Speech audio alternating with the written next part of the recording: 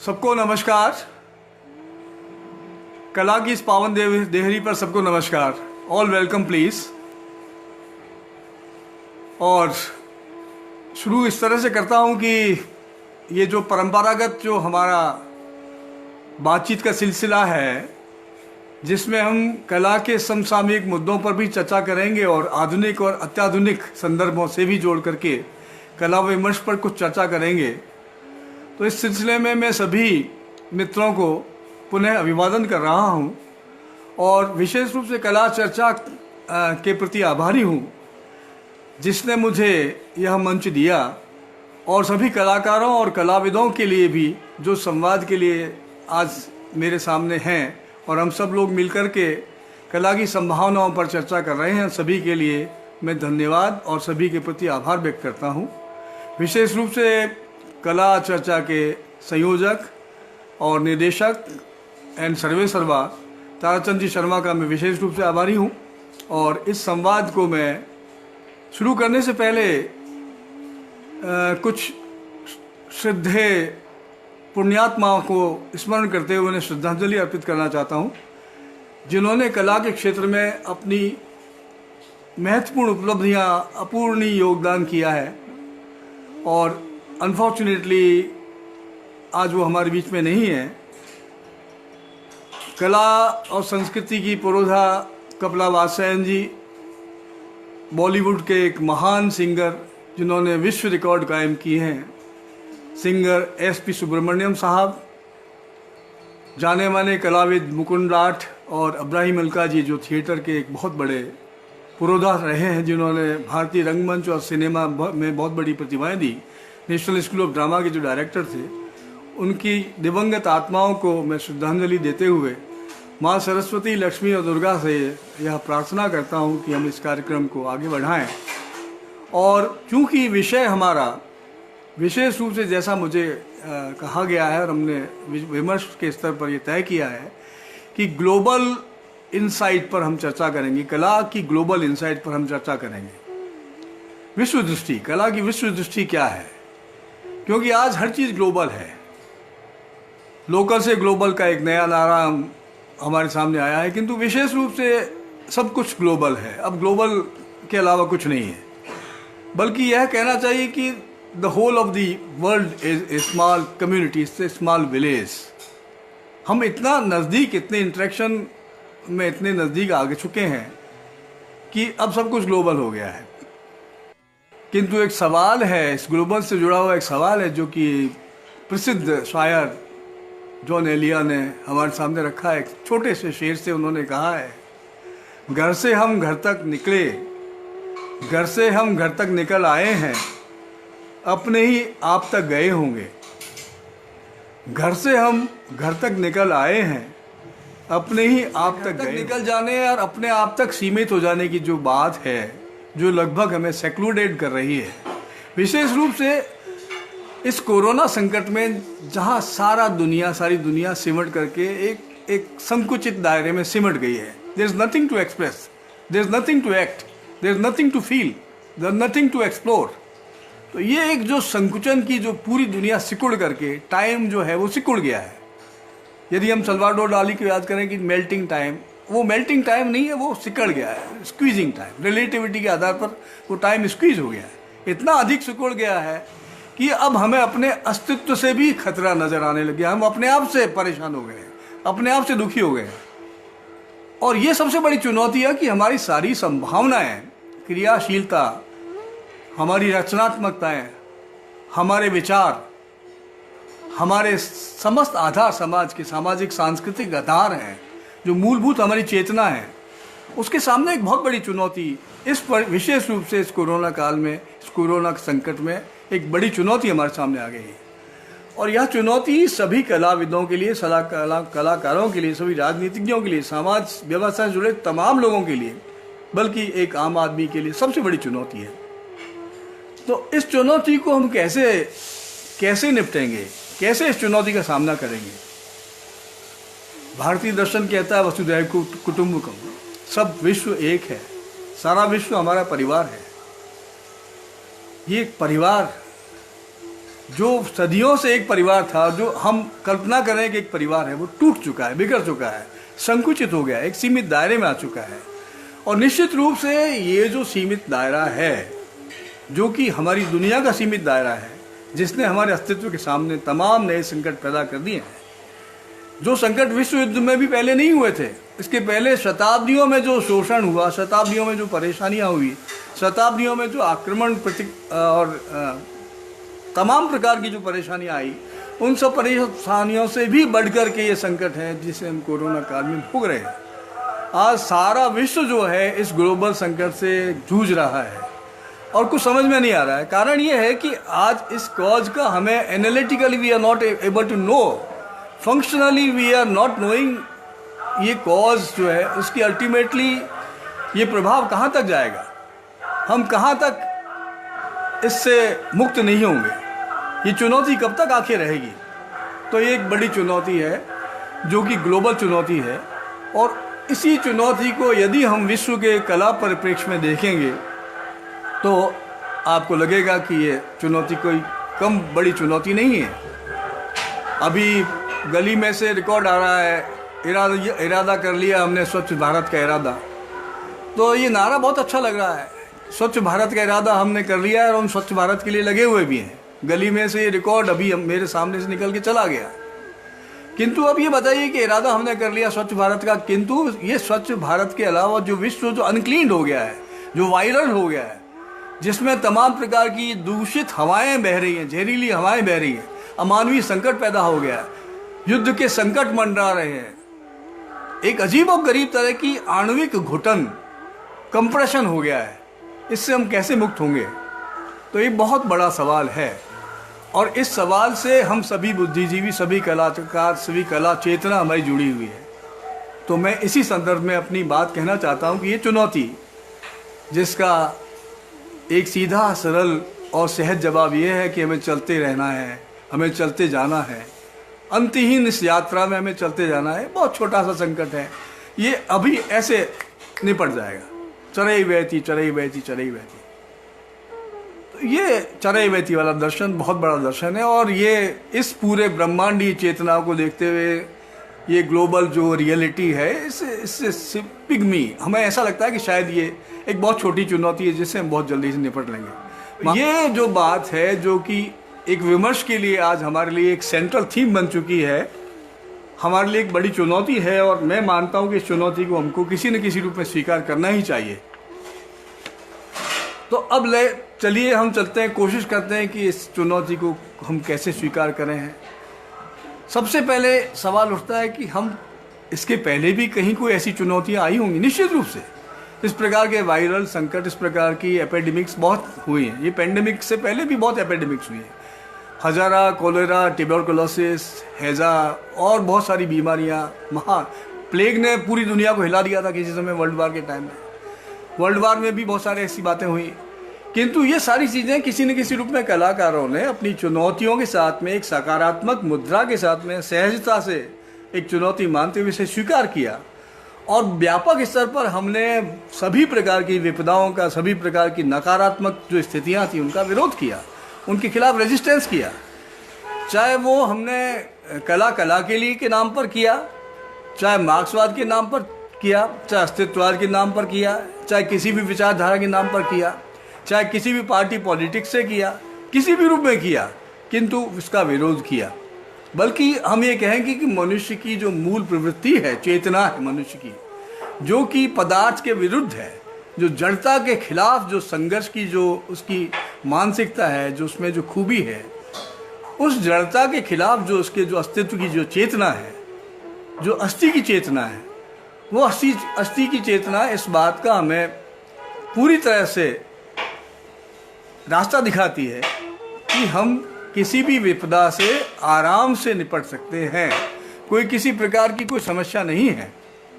तो मेरा कहना यह है कि इस समस्या से हम किसी न किसी रूप में हम निपटते रहे हैं। और यदि हम अपने बहुत पूर्व के समय में चलें, जब मनुष्य आदिम समाज से जुड़ा हुआ था, यदि हम कला चेतना की भी बात करते हैं, तो let's go back to the thousands of year back. Why not today? Why today? यदि हम हजारों साल पहले की तरफ चलें भारत में जैसे भीमबेटका है, it was a place, tribal place थी, एक तरह से आदिम जातियाँ रहती थी। ऑस्ट्रेलिया में 40,000 साल पहले कुछ ऐसी आदिम जातियाँ रहती थी, घुमंतु जातियाँ रहती थी, ट्राइबल जातियाँ रहती थी, जो कि शैलचित्र बनाती थी। और शैलचित्र जो है उनके जीवन जीने का, एक जीवन के एक्सप्रेशन का, एक जीवन की तमाम प्रकार की विद्रूपताओं के खिलाफ संघर्ष करने का एक सांस्कृतिक, एक प्रकार की अभिव्यक्ति थी। शैलचित्रों के माध्यम से उन्होंने अपने लाइफ टाइम के जो फोर्सेस थे, लाइफ टाइम की उपलब्धियां थी, लाइफ टाइम की जो ऑब्जर्वेशंस थे, लाइफ टाइम के जो उनकी अनुभूतियां थी, उनको शैलचित्रों के माध्यम से हजारों वर्ष पहले हमारे कलाकारों ने आदिम चेतना के द्वारा रंगों से, रेखाकृतियों से अभिव्यक्त किया है। और यदि हम 40,000 साल पुरानी बात नहीं करें या 35,000 साल पुरानी बात नहीं करें, ऑस्ट्रेलिया की, अफ्रीका की प्रागैतिहासिक काल की बात नहीं करें और आज की बात करें, तो लगभग 100 वर्ष पहले भी आदिम समाज के लोग केव पेंटिंग्स बनाते रहे हैं। और भीमबेटका भी नया उदाहरण है। उन केव पेंटिंग्स में उन्होंने अपने जीवन को अभिव्यक्त किया है। यदि हम लैंग्वेज की बात करें तो पिक्टोग्राफिकल लैंग्वेज, इजिप्ट में पिक्टोग्राफिकल लैंग्वेज थी, पहले चित्रकला नहीं थी। पिक्टोग्राफ से हम अपनी ज़िंदगी को व्यक्त करते थे। और जापान की भाषा भी पिक्टोग्राफिकल है, सिंधु घाटी की सभ्यता वो भी पिक्टोग्राफिकल है। तो इस पिक्टोग्राफिकल हालांकि डेसिफर नहीं हुई है। जिस प्रकार से इजिप्ट को इजिप्टोलॉजी हमने डेसिफर करके हमने उसके अर्थ निकाल लिए हैं, उनको सांस्कृतिक तरीके से हमने सजा लिया। ये जो सब कुछ था जो कि हमने रॉक शेल्टर्स में देखा, प्रारंभिक जो दौर था, ये निश्चित रूप से उसमें न तो पशु की आकृतियाँ थी, न मनुष्य था, न डांसिंग फॉर्मेट था, न किसी प्रकार की प्रकृति के साथ में कोई ऐसा लगता था कि कोई लयात्मक रिश्ता है। किंतु कुछ ज्यामितिक रचनाएं, शैल चित्रों के माध्यम से कुछ ज्यामितिक रचनाएं हमको सामने देखने को मिली। उन ज्यामितिक रचनाओं से लगता था कि मनुष्य कुछ न कुछ किसी न किसी रूप में रेखाओं के माध्यम से भी एक्सप्रेस करना चाहता था। वो ज्यामितिक रचनाएं जो आज मॉडर्न ट्रिग्नोमेट्री, ज्योमेट्री में और आज की स्पेस साइंस में बहुत वैल्यू रखती है। आज भाषा बदल गई है किंतु ज्योमेट्री, मैथमेटिक्स, कंप्यूटर ये बहुत वैल्यूबल है। तो इसका बहुत प्रारंभिक जो रूप है, वो कंप्यूटर का भी बहुत प्रारंभिक रूप आप गणना के उसमें देख सकते हैं। और उससे भी यदि प्रारंभिक रूप में जाएंगे तो शैल चित्रों में जो ज्यामितिक फॉर्म्स थे, जो रेखाएं थी, जो रंग थे, उनसे हम जीवन को समझते थे, जीवन को परिभाषित करते थे, जीवन से संवाद करते थे, प्रकृति के साथ खेलते थे। प्रकृति के साथ हमारा सजीव रचनात्मक रिलेशन था, रिश्ता था। वो रिश्ता इस आणविक युग में, हम इसे इस निश्चित रूप से आणविक युग इसलिए कहेंगे कि सब कुछ संरचनात्मक रूप पर इतना छोटा हो गया, इतना आणविक हो गया है कि अब हमें कुछ चीज़ नज़र ही नहीं आती। हर चीज़ माइक्रोस्कोप से देखना पड़ता है, चाहे धर्म हो, चाहे संप्रदाय हो, चाहे राजनीति हो, चाहे कला हो, चाहे कुछ भी हो।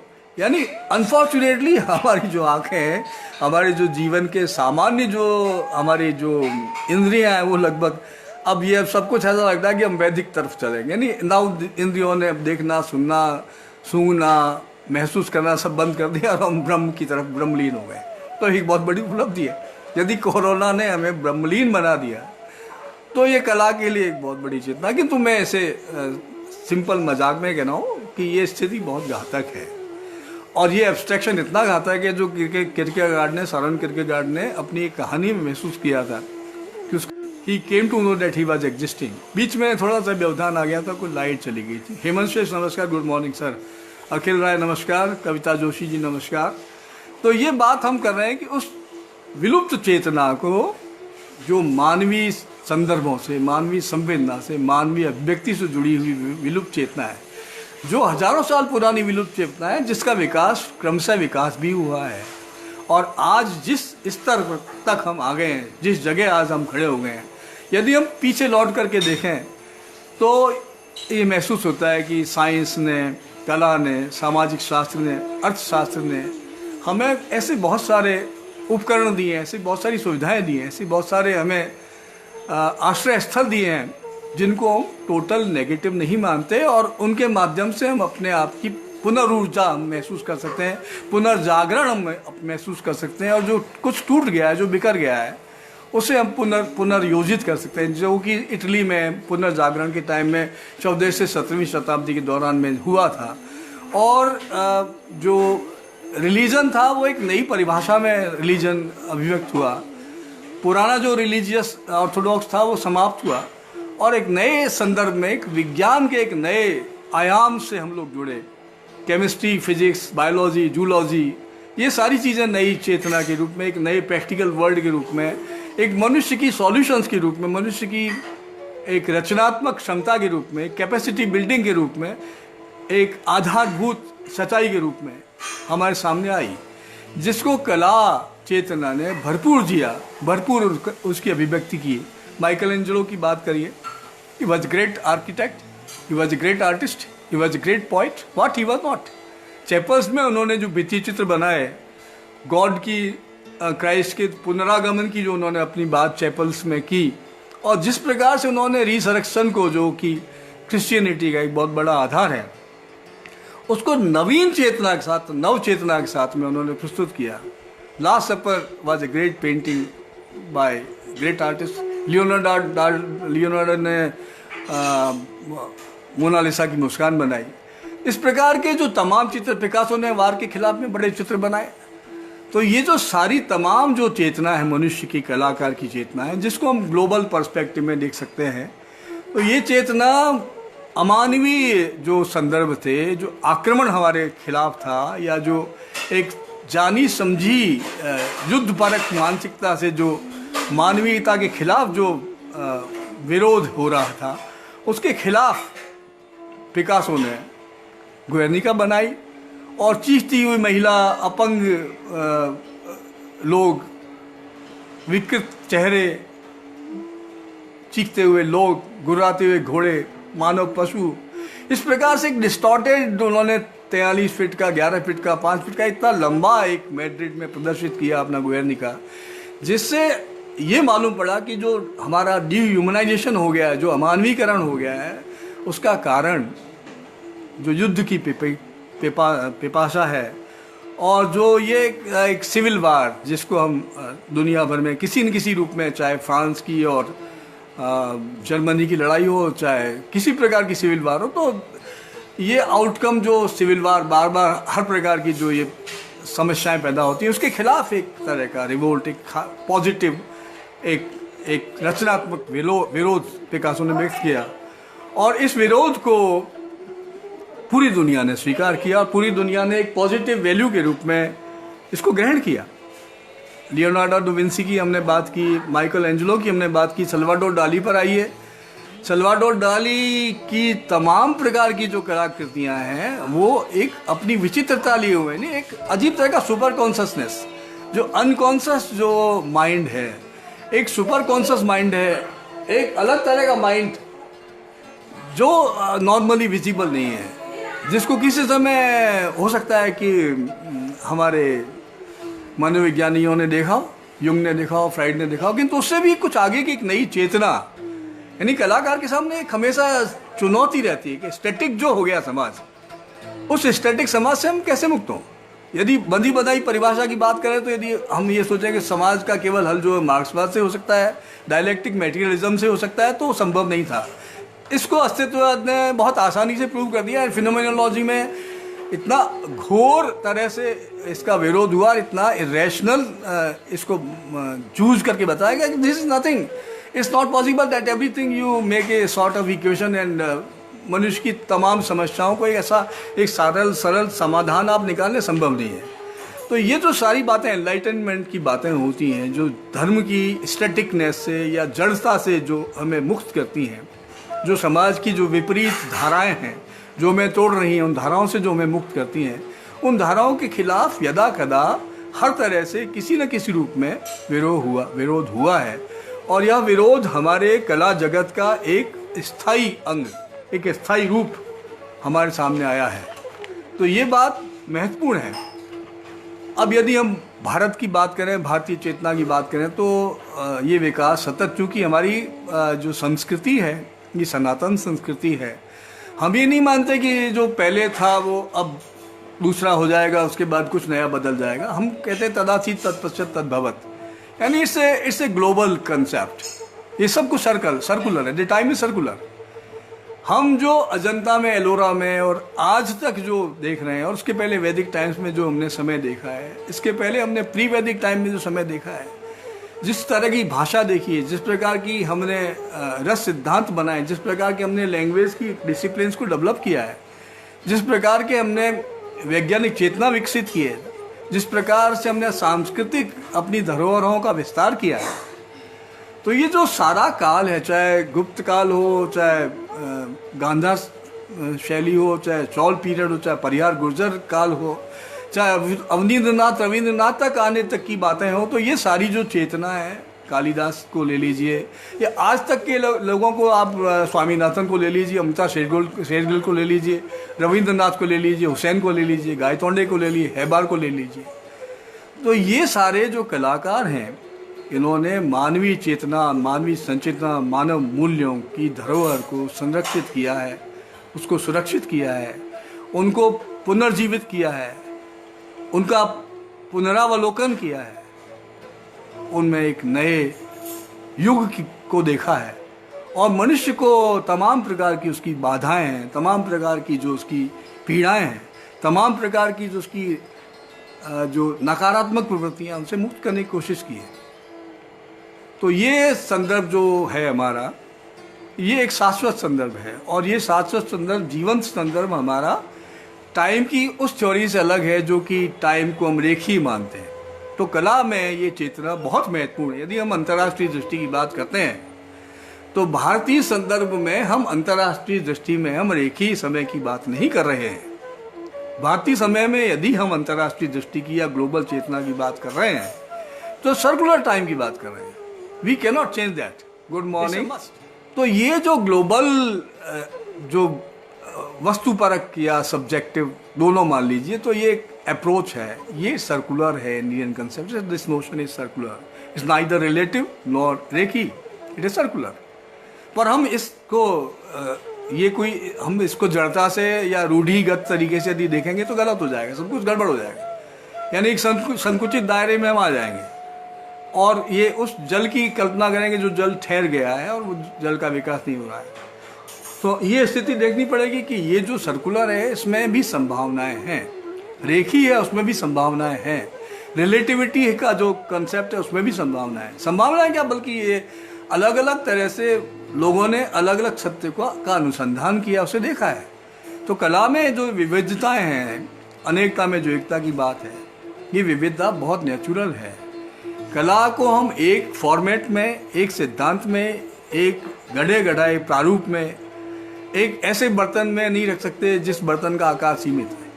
It is a changing, it is always changing, static नहीं है। Art is not static, it was never static, it will never be static.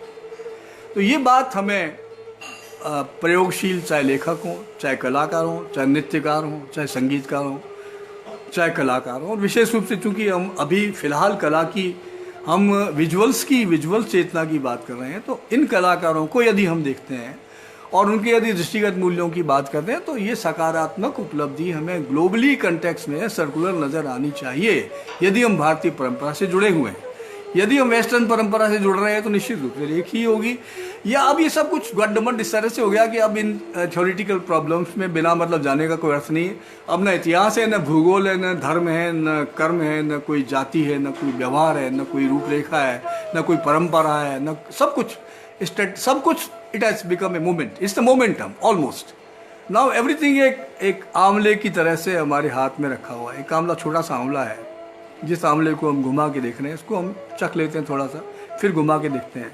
तो एक ग्लोबल रियलिटी एक आंवले की तरह से, एक आंवले का स्वाद है जिसको हम आराम से पचा सकते हैं, खा सकते हैं, देख सकते हैं। तो ये कुल मिला के कंसेप्ट है, इसे ग्लोबल रियलिटी। और डाली ने जो मेल्टिंग टाइम की बातचीत की है, समय को पिघलाया है, ये एक अजीब तरह के रिलेटिव कंसेप्ट है। Time is not moving in that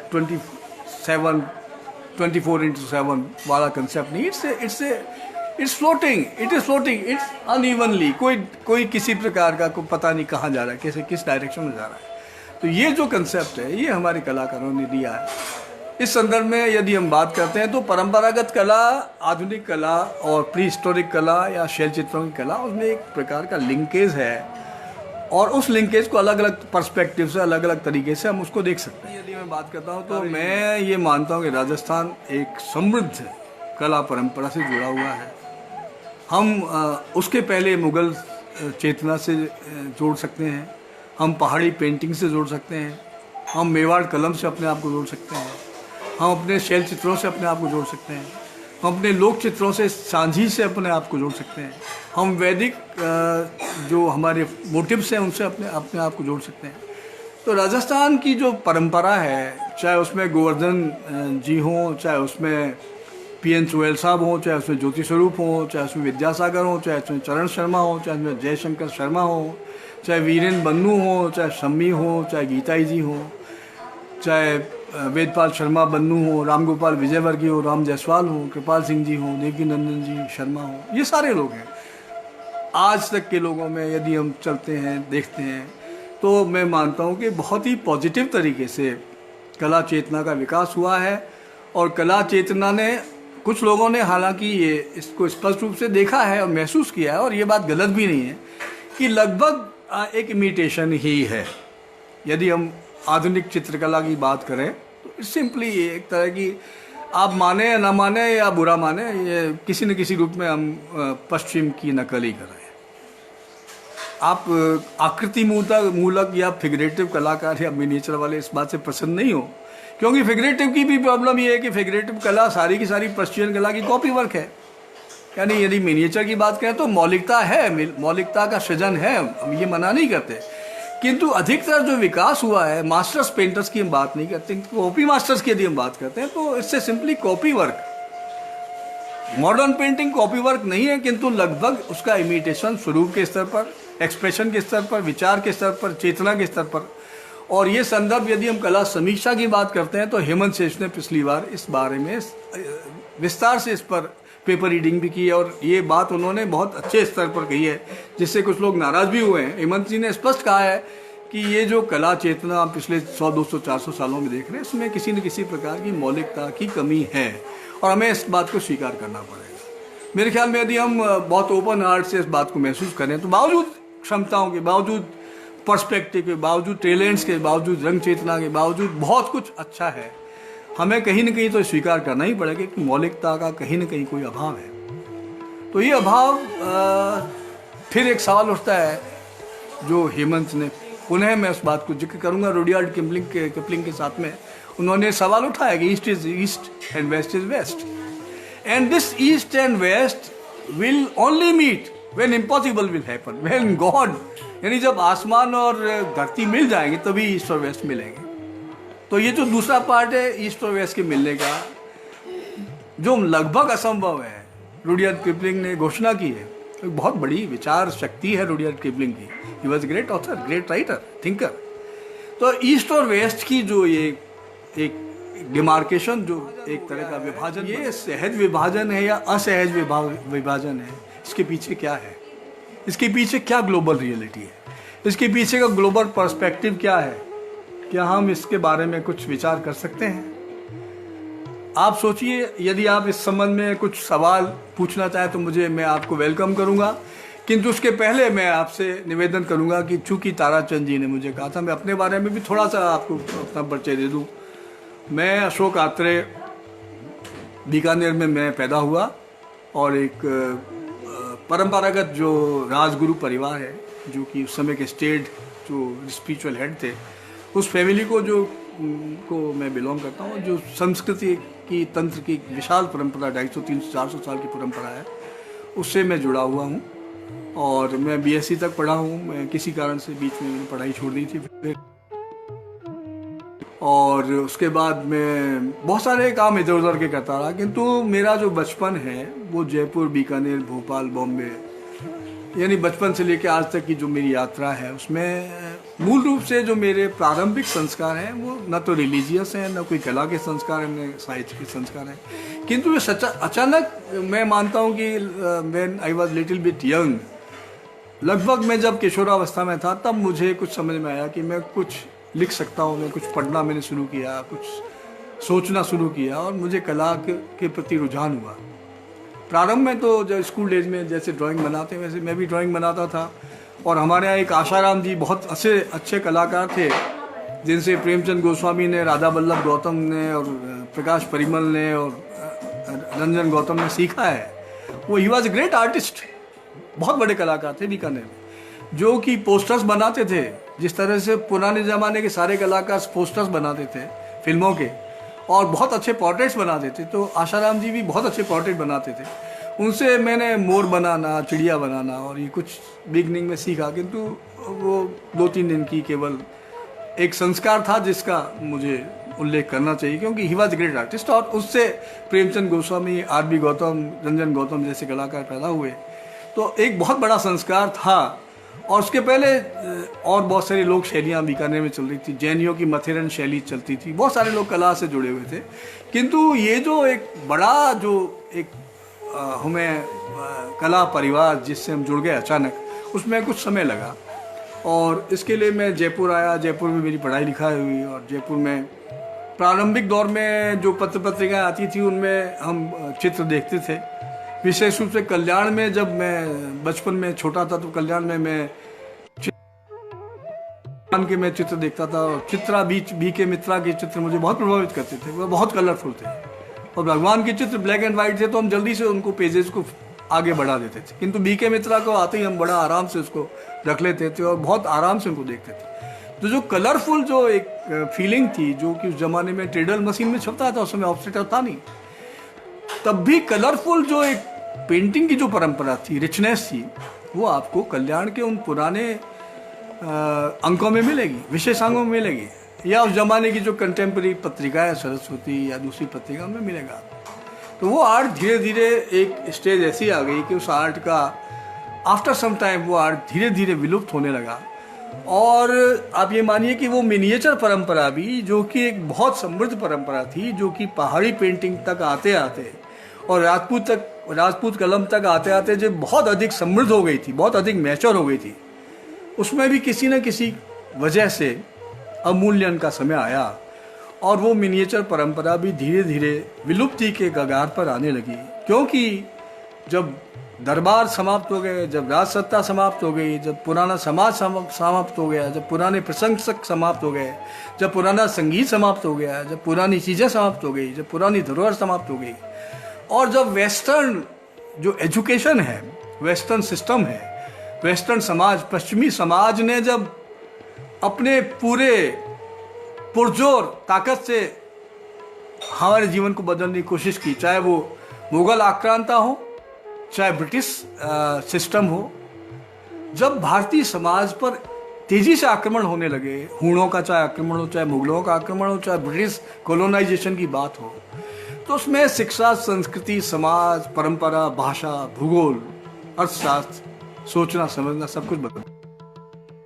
बदलाव का असर निश्चित रूप से मेरे जैसे व्यक्ति पर भी आया और मैंने बजाय कला या संस्कृति या साहित्य या लैंग्वेज पढ़ने के, मैं साइंस पढ़ना मैंने ठीक समझा और मैं बायोलॉजी का स्टूडेंट हो गया। तो बायोलॉजी का जब मैं स्टूडेंट हुआ तो मैंने अच्छे रेखांकन चित्र बनाए और जितने भी बॉडी की जो नर्वस सिस्टम है या जो आपका डाइजेस्टिव सिस्टम है या डिफरेंट प्रकार के जो बॉटनी के जो चित्र बनते हैं वो बनाया करता था। यहाँ तक कि उस ज़माने में मेटल वर्क होता था, तो मेटल वर्क में हथौड़े और चीपिए बहुत अच्छे बनाता था। तो वो मैंने बहुत अच्छे लाइट एंड शेड के माध्यम से और पेंसिल से मैंने बहुत अच्छा सीखा था और मैं बनाता रहता था। और बट मैंने कभी फूल पत्तियाँ या जानवरों की या मनुष्यों की आकृतियाँ या कहीं ऐसे स्केच नहीं किए जो कि प्रेमिकाओं के या कुछ किए जाते, ऐसा कुछ नहीं किया। ये ज़रूर है कि मैंने साहित्य में मेरा रुझान बढ़ गया और कला की बजाय मैं साहित्य की तरफ अधिक मेरा विकास हुआ। हालांकि बीकानेर में मैंने आधुनिक चित्रकला से जुड़े कुछ चित्रों की प्रदर्शनी की थी और प्रारंभिक दौर में मैंने कुछ ऐसे चित्र भी बनाए थे जो कि वातायन पत्रिका में, ये आप समझिए 60s के आसपास का दौर था, मेरा पूरे साल भर तक वातायन पत्रिका ने एक कवर पेज छापा था जिसका नाम था विचिंग आवर्स। और एक कोयले से मैंने एक आकृति बनाई थी, वो आकृति विभिन्न रंगों में अलग अलग तरह से वो छपी, तो वो आकृति काफ़ी मुझे अच्छी लगती है, अभी भी याद आती है। इसके अलावा मैंने कुछ स्कल्पचर्स भी बनाए कुछ मैंने वैक्स से भी कुछ काम किया, कुछ तारों से भी कुछ काम किया, कुछ मेटल से भी काम किया, किंतु वो सब कुछ ऐसा स्क्रैप था, it's nothing very serious about that. किंतु इसके साथ साथ क्रिटिसिज्म में मेरी रुचि हुई। कला के साथ साथ कला को समझना, कला को सीखना, कला की बारीकियों को जानना, कला की समीक्षा के प्रति ध्यान देना। क्योंकि मैं लैंग्वेज समानांतर रूप से मैं कहानीकार था, कवि हो गया था, तो भाषा का एक अनुशासन मेरे साथ जुड़ गया था, तो मैं सहज रूप से उसके साथ मैंने कला समीक्षा भी शुरू की। और इसका फ़ायदा मुझे मिला कि बाद में जब मैंने कुछ कला समीक्षाएं अखबारों में लिखी, पत्रिका में विशेष रूप से नवज्योति में लिखा या कहीं इधर उधर और पत्र पत्रिका में लिखा, कला दीर्घा में मैंने लिखा, कला प्रयोजन में मैंने लिखा, तो ये सारी जब मैंने समीक्षाएं की तो उससे मेरा एक नया आयाम, एक नया अनुशासन मुझ में पैदा हुआ और कला को समझने का भी एक नया सिलसिला पैदा हुआ। और इससे मैंने कला की चेतना को वर्गीकृत करना, कला की चेतना को समझना, उसको विभाजित करके सोचना, उसके बारे में एक दार्शनिक, एक राजनीतिक उसका आचार संहिता उसके साथ बना के या जोड़ करके देखने वाली बात पैदा हुई। और ये एक बड़ी बात थी जो कि मैंने सीखी। और ये मानिए कि ये लगभग 75, 78, 80 तक का जो मेरा कार्यकाल था, दौर था, उसमें साहित्य के साथ मैंने सांस्कृतिक जीवन मूल्यों को, कुछ धर्म को, कुछ साहित्य को, कुछ कला चेतना को, कुछ कला समीक्षा को सीखने की कोशिश की। और ये एक तरह का मेरा नया अभ्यास जीवन में बना, जिसको लेकर के मैंने अपना आगे कैरियर बनाया। हालांकि उस कैरियर का संबंध मेरी जॉब से नहीं रहा। मैंने कला को, साहित्य को कभी भी जॉब के रूप में मैंने एक्सेप्ट नहीं किया। और इसका विकल्प मुझे पत्रकारिता ने आराम से दिया। पत्रकारिता में एक कम्युनिकेशन, एक संप्रेषण की स्थिति बनी रहती है। और ये संप्रेषण मैंने लिटरेसी हाउस में लखनऊ में जाकर के भी संप्रेषण सीखा। संप्रेषण एक ऐसा अनुशासन है जिसमें सभी प्रकार की जो एक्सट्रीमिटीज़ हैं उनसे आप बच जाते हैं। साधारणीकरण की जो प्रक्रिया है वो चीज़ों को समझने में आपको मदद करती है। तो ये जो आप ग्लोबली जो बात बार बार हम कहते हैं कि ये वैश्विक चेतना, चूँकि अलग अलग भाषाओं में ये चेतना विकसित होती है, इसकी एक भाषा नहीं है। स्पेनिश है, फ्रेंच है, चाइनीज़ है, जापानीज़ है, भारतीय हिंदी है, अंग्रेज़ी है। अब ये सारी जो परंपराएं हैं, जो वैश्विक चेतनाएं हैं, ये देखिए कला में तो आपको सहज रूप से एक ऐसी लैंग्वेज है जो यूनिवर्सली एक्सेप्टेड है, किंतु साहित्य की जो भाषा है वो अनुदित होकर आती है। साहित्य की जो चेतना है उसका विकास अनुदान से वो चेतना पैदा होती है। अनुदान, साहित्य जो है वो अनुदित होकर आता है, कला अनुदित होकर नहीं आती। आप सल्वाडोर डाली की नकल नहीं कर सकते, किंतु आप किसी चाइनीज़ कविता की या आप फ्रेंच काफ्का का अनुवाद कर सकते हैं। आप पिकासो की नकल नहीं कर सकते। आप किसी मिनिएचर की नकल कर सकते हैं, किंतु पिकासो की आप नकल नहीं कर सकते। कि पिकासो जो है वो समग्र रूप से एक ऐसा व्यक्तित्व है, एक ऐसी समग्र चेतना, एक समष्टिगत चेतना है जो विभिन्न प्रकार के मानसिक दबावों का एक मोस्ट कम्प्लेक्स सिस्टम है जिसको उन्होंने एग्जिबिट किया है। उदाहरण के लिए ये जो डाली का, यदि हम फिर पुनः यदि डाली पर चलें कि उनके मेल्टिंग टाइम पर यदि हम जाते हैं, reflection of time, it's reflection of lot of things. अब ये देखिए कि ये सारी चीज़ें उनकी आप सिंपल यदि कॉपी वर्क करेंगे, डजंट मीन एनीथिंग। इसी प्रकार से बेस्ट मिनिएचर की भी यदि आप कॉपी वर्क करते हो तो उसका कोई अर्थ नहीं है। लेकिन यदि हम बात करते हैं कि डाली के एलिफेंट को यदि हम बनाना चाहें या उसके बनाना चाहें जो कि मैक्सिमम पैसे वाली बहुत कीमती जो पेंटिंग थी, मोस्ट इम्पॉसिबल। तमाम स्कल्पचर्स जो डाली ने बनाए उनको आप कॉपी नहीं कर सकते। तो ये जो बातें हैं जो पैदा हुई, ये आइकॉनिक एक पर्सनालिटी थी। सरियलिज्म का जो एक रूप आया, या उसके बाद अल्ट्रा मॉडर्न फॉर्म में जो इंस्टॉलेशंस की जो नई चीज़ें पैदा हुई, वो बिल्कुल नया फॉर्म था। सरियलिज्म पोइट्री के साथ डेवलप हुआ, इंस्टॉलेशन का एक अलग बिल्कुल नया फॉर्म पैदा हुआ, जिसमें न रंग थे, न ब्रश थी, न कागज़ था, न कलम था। विभिन्न प्रकार की वस्तुएं, विभिन्न प्रकार की चीज़ें आपने एक खास प्रकार से, गड्ढमड तरीके से या किसी प्रकार से संयोजित करके रख दी। तो ये पिछले 10-20 सालों में इसका विकास हुआ। और इंस्टॉलेशन एक नई विधा, जैसे साइबर आर्ट एक नई विधा बन गई। मैंने साइबर आर्ट में पिछले दिनों कुछ काम किया और लगभग 2-3 वर्षों तक मैंने साइबर आर्ट पर एक मैगज़ीन भी प्लान की, मैंने ब्लॉग भी बनाया। और साइबर आर्ट पर मैंने चाहे पिकासो हो, चाहे खजुराहो हो, चाहे अजंता हो, चाहे और कई प्रकार के आकृति मूलक या एब्स्ट्रैक्ट जो पेंटिंग्स हैं, उनके कुछ पार्ट्स लेकर के मैंने उनको साइबर आर्ट में एक्सपेरिमेंटल तरीके से उनको पुनर्योजित करने की, पुनर्परिभाषित करने की, दोबारा देखने की मैंने कोशिश की।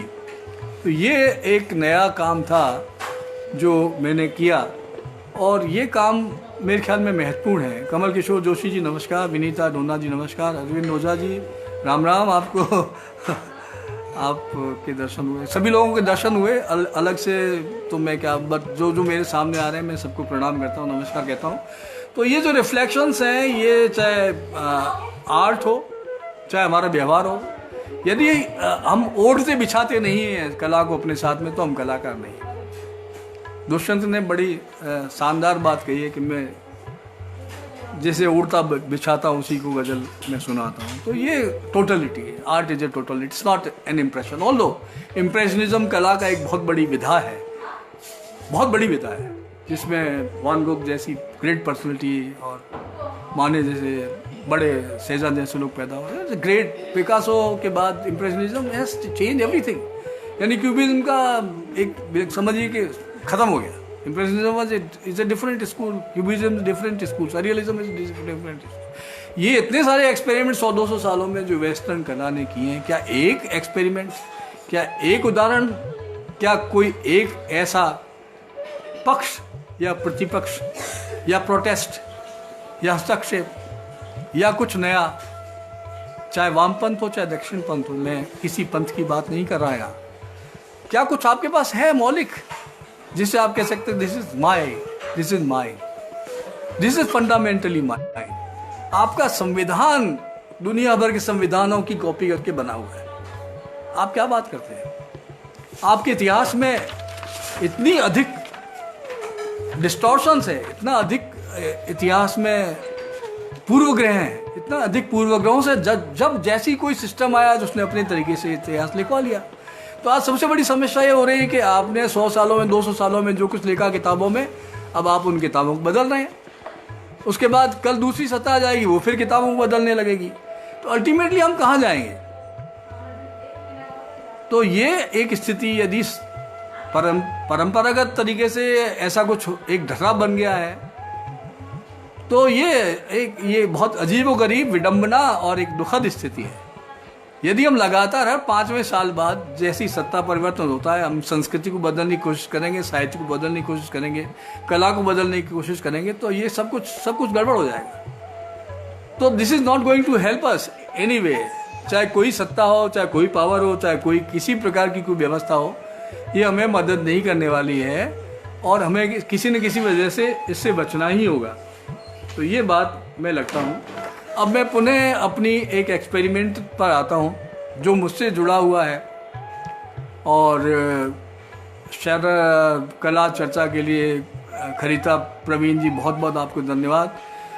मैं दुष्यंत पर आता हूँ, और दुष्यंत पर मैं इसलिए आ रहा हूँ क्योंकि दुष्यंत ने गज़ल के माध्यम से पिछले 50 वर्षों में वो क्रांति की है जो परंपरागत साहित्य की विधा से जो संभव नहीं हो रहा। मैं मुक्तिबोध की बात नहीं कर रहा, मैं अज्ञे की बात नहीं कर रहा, मैं निराला की बात नहीं कह रहा, किंतु Dushyant is independent of so called Urdu literature, so called Hindi literature, is between the lines, is such a genius कि आज उसको डिफाइन करना बड़ा मुश्किल है। Where he stands very difficult to decide.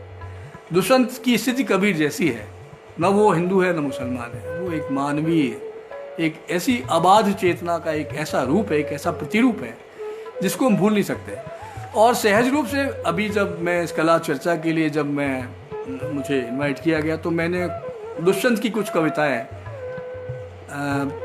Paintings में बनाने की मैंने शुरुआत की। इसके पहले मैंने साइबर आर्ट पर काम किया। इसके पहले मैंने सांगानेर की जो नील है इंडिगो, उस पर कुछ काम किया और लगातार मैंने कुछ वर्कशॉप भी की और वो मेरा अच्छा अनुभव रहा हो। किंतु मैं अभी जो बात करूँ, मैं आपसे नील वाली चेतना पर भी बात करूँगा। समय है, यदि आप मुझे बता दें यदि समय की समस्या हो तो। बट अभी मैं दुष्यंत की बात कर रहा हूँ तो दुष्यंत की इसलिए बात कर रहा हूँ कि दुष्यंत की कविताओं को या उसकी गज़ल की कुछ पंक्तियों को लेकर के मैंने पेंटिंग्स बनाई। और वो पेंटिंग आप शुरुआत समझिए कि रेखांकन से हुआ और उसके बाद जब एक रंग से या एक नील की जो ब्लैक कलर से, मैंने सोचा ये ब्लैक कलर आ रहा है, ये नीला क्यों नहीं हो रहा। थोड़े 2 दिन बाद वो नीला हो गया। तो जब ये नीला कलर आ गया तब मैंने सोचा कि अब तो और संभावना है। तो फिर मैंने जो मेहंदी है और जो हल्दी है उसका भी प्रयोग किया और 3 रंगों से जो कि वेजिटेबल कलर्स हैं उनसे मैंने जो सांगानेर का जो कागज़ है, जो परंपरागत जो कागज़ बनाया जाता है, उस कागज़ में मैंने दुष्यंत की इन कविताओं का चित्रण या पेंटिंग बनाई। जो ये कविताएं जो मैं आपके सामने पढ़ देता हूँ, आप पीछे आप शायद ये देख रहे होंगे कि ये कुछ चित्र भी हैं और मैं आपको उन चित्रों को भी दिखा दूंगा। किंतु मेरे चित्र पिछले जो मेरे बैक ड्रॉप में आपको नज़र आ रहे हैं, ये चित्र दुष्यंत के ही चित्र हैं जो मैंने बनाए हैं। और ये जो जिन शेर पर ये जो मैंने चित्र बनाए हैं वो हैं, कहाँ तो तय था चरागा हर एक घर के लिए, कहाँ तो तय था चरागा हर एक घर के लिए, कहाँ चिराग मयस्सर नहीं शहर के लिए। इस पर मैंने चित्र बनाया है। और आप देखिए कि आश्चर्यजनक रूप से मैं आपको ज़रा अपना मोबाइल ले जाके दिखाता हूँ। ये चित्र आप देखिए,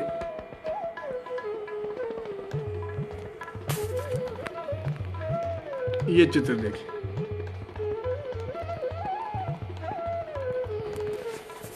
ये जो चित्र आप देख रहे हैं,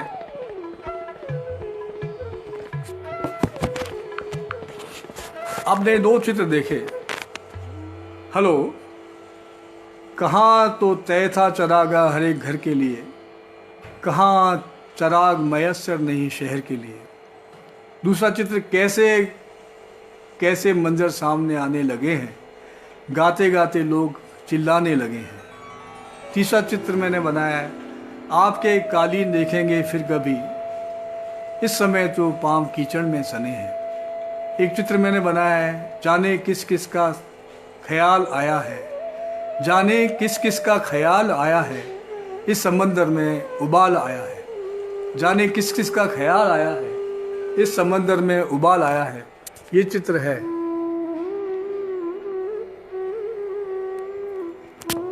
जाने किस किस का ख्याल आया है, इस समंदर में उबाल आया है। एक और चित्र है, अब तो इस तालाब का पानी बदल दो, अब तो इस तालाब का पानी बदल दो, ये कमल के फूल कुम्हलाने लगे।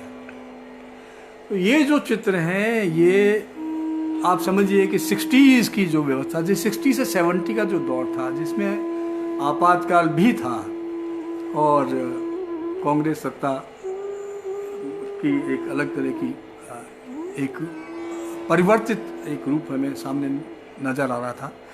तो उस दौरान में मेरी भी एक लंबी कविता लहर में छपी थी और उन दिनों का लगभग 10 साल का 20 साल का जो पूरा का पूरा साहित्य, उसमें आपको ज़बरदस्त एक तरह का असंतोष, विस्फोटक असंतोष, एक प्रकार का प्रोटेस्ट मिलेगा। किंतु इस विशेष कविता में जिसकी मैं चर्चा कर रहा हूँ, इस विशेष चर्चा में जिसमें दुष्यंत की मैं चर्चा कर रहा हूँ, इसमें प्रोटेस्ट है, एक पॉजिटिव प्रोटेस्ट है, एक रचनात्मक प्रोटेस्ट है। ये केवल कविता के लिए कविता नहीं है, ये केवल पॉलिटिकल कविता नहीं है, ये एक ठोस, एक संकल्प से जुड़ी हुई, एक चेतना से जुड़ी हुई कविता है और जो आज के जीवन मूल्यों से सीधा इसका संबंध है, जिसका सीधा सरोकार है। और ये कविता आज के वर्तमान को पूरी तरह से रिफ्लेक्ट करती है। मैं यदि थोड़ा सा आगे जाऊंगा तो मैं साहित्यकारों की बात करूंगा और ये उचित नहीं है कि मैं फिलहाल साहित्य की बात करूं, क्योंकि साहित्य विषय नहीं है। तो कला चेतना की मैं बात कर रहा हूँ और इसमें मैंने केवल 3 रंगों का प्रयोग किया है।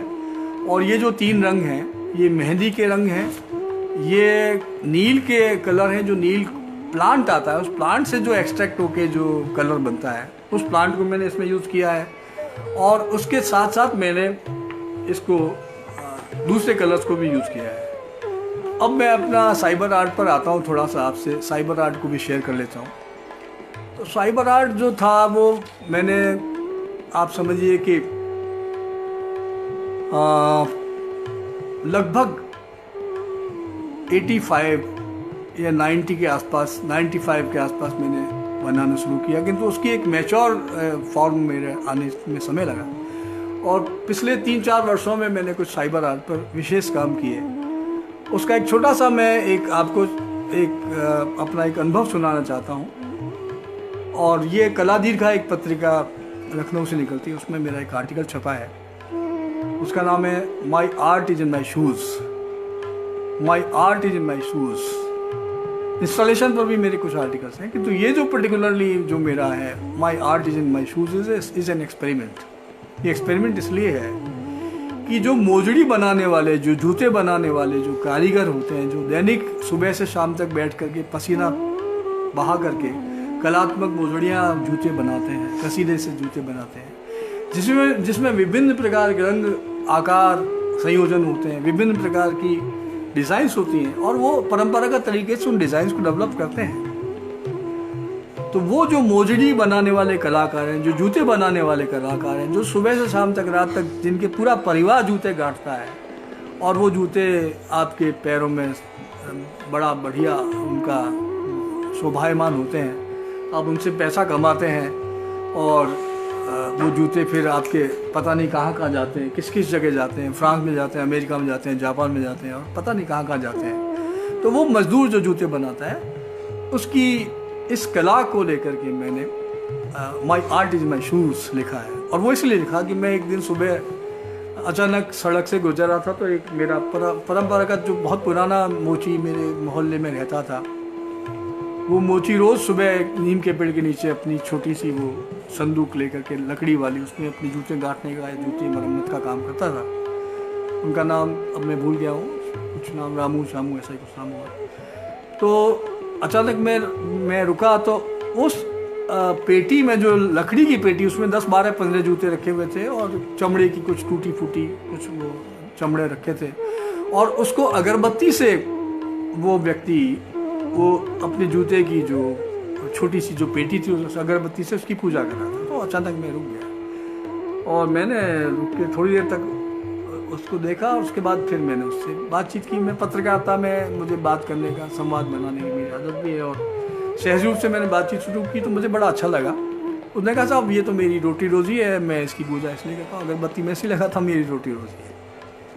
तो जूते की पूजा मैंने जीवन में पहली बार देखी, और ये पूजा मुझे हिलाने के लिए, मेरे जीवन दर्शन को बदलने के लिए, मैं कबीर की बात नहीं कह रहा। हो सकता है कि यदि मैं आज कहूँगा तो लोग नाराज हो जाएंगे, कि कबीर, बहुत साल पहले कबीर ने दुनिया बदली।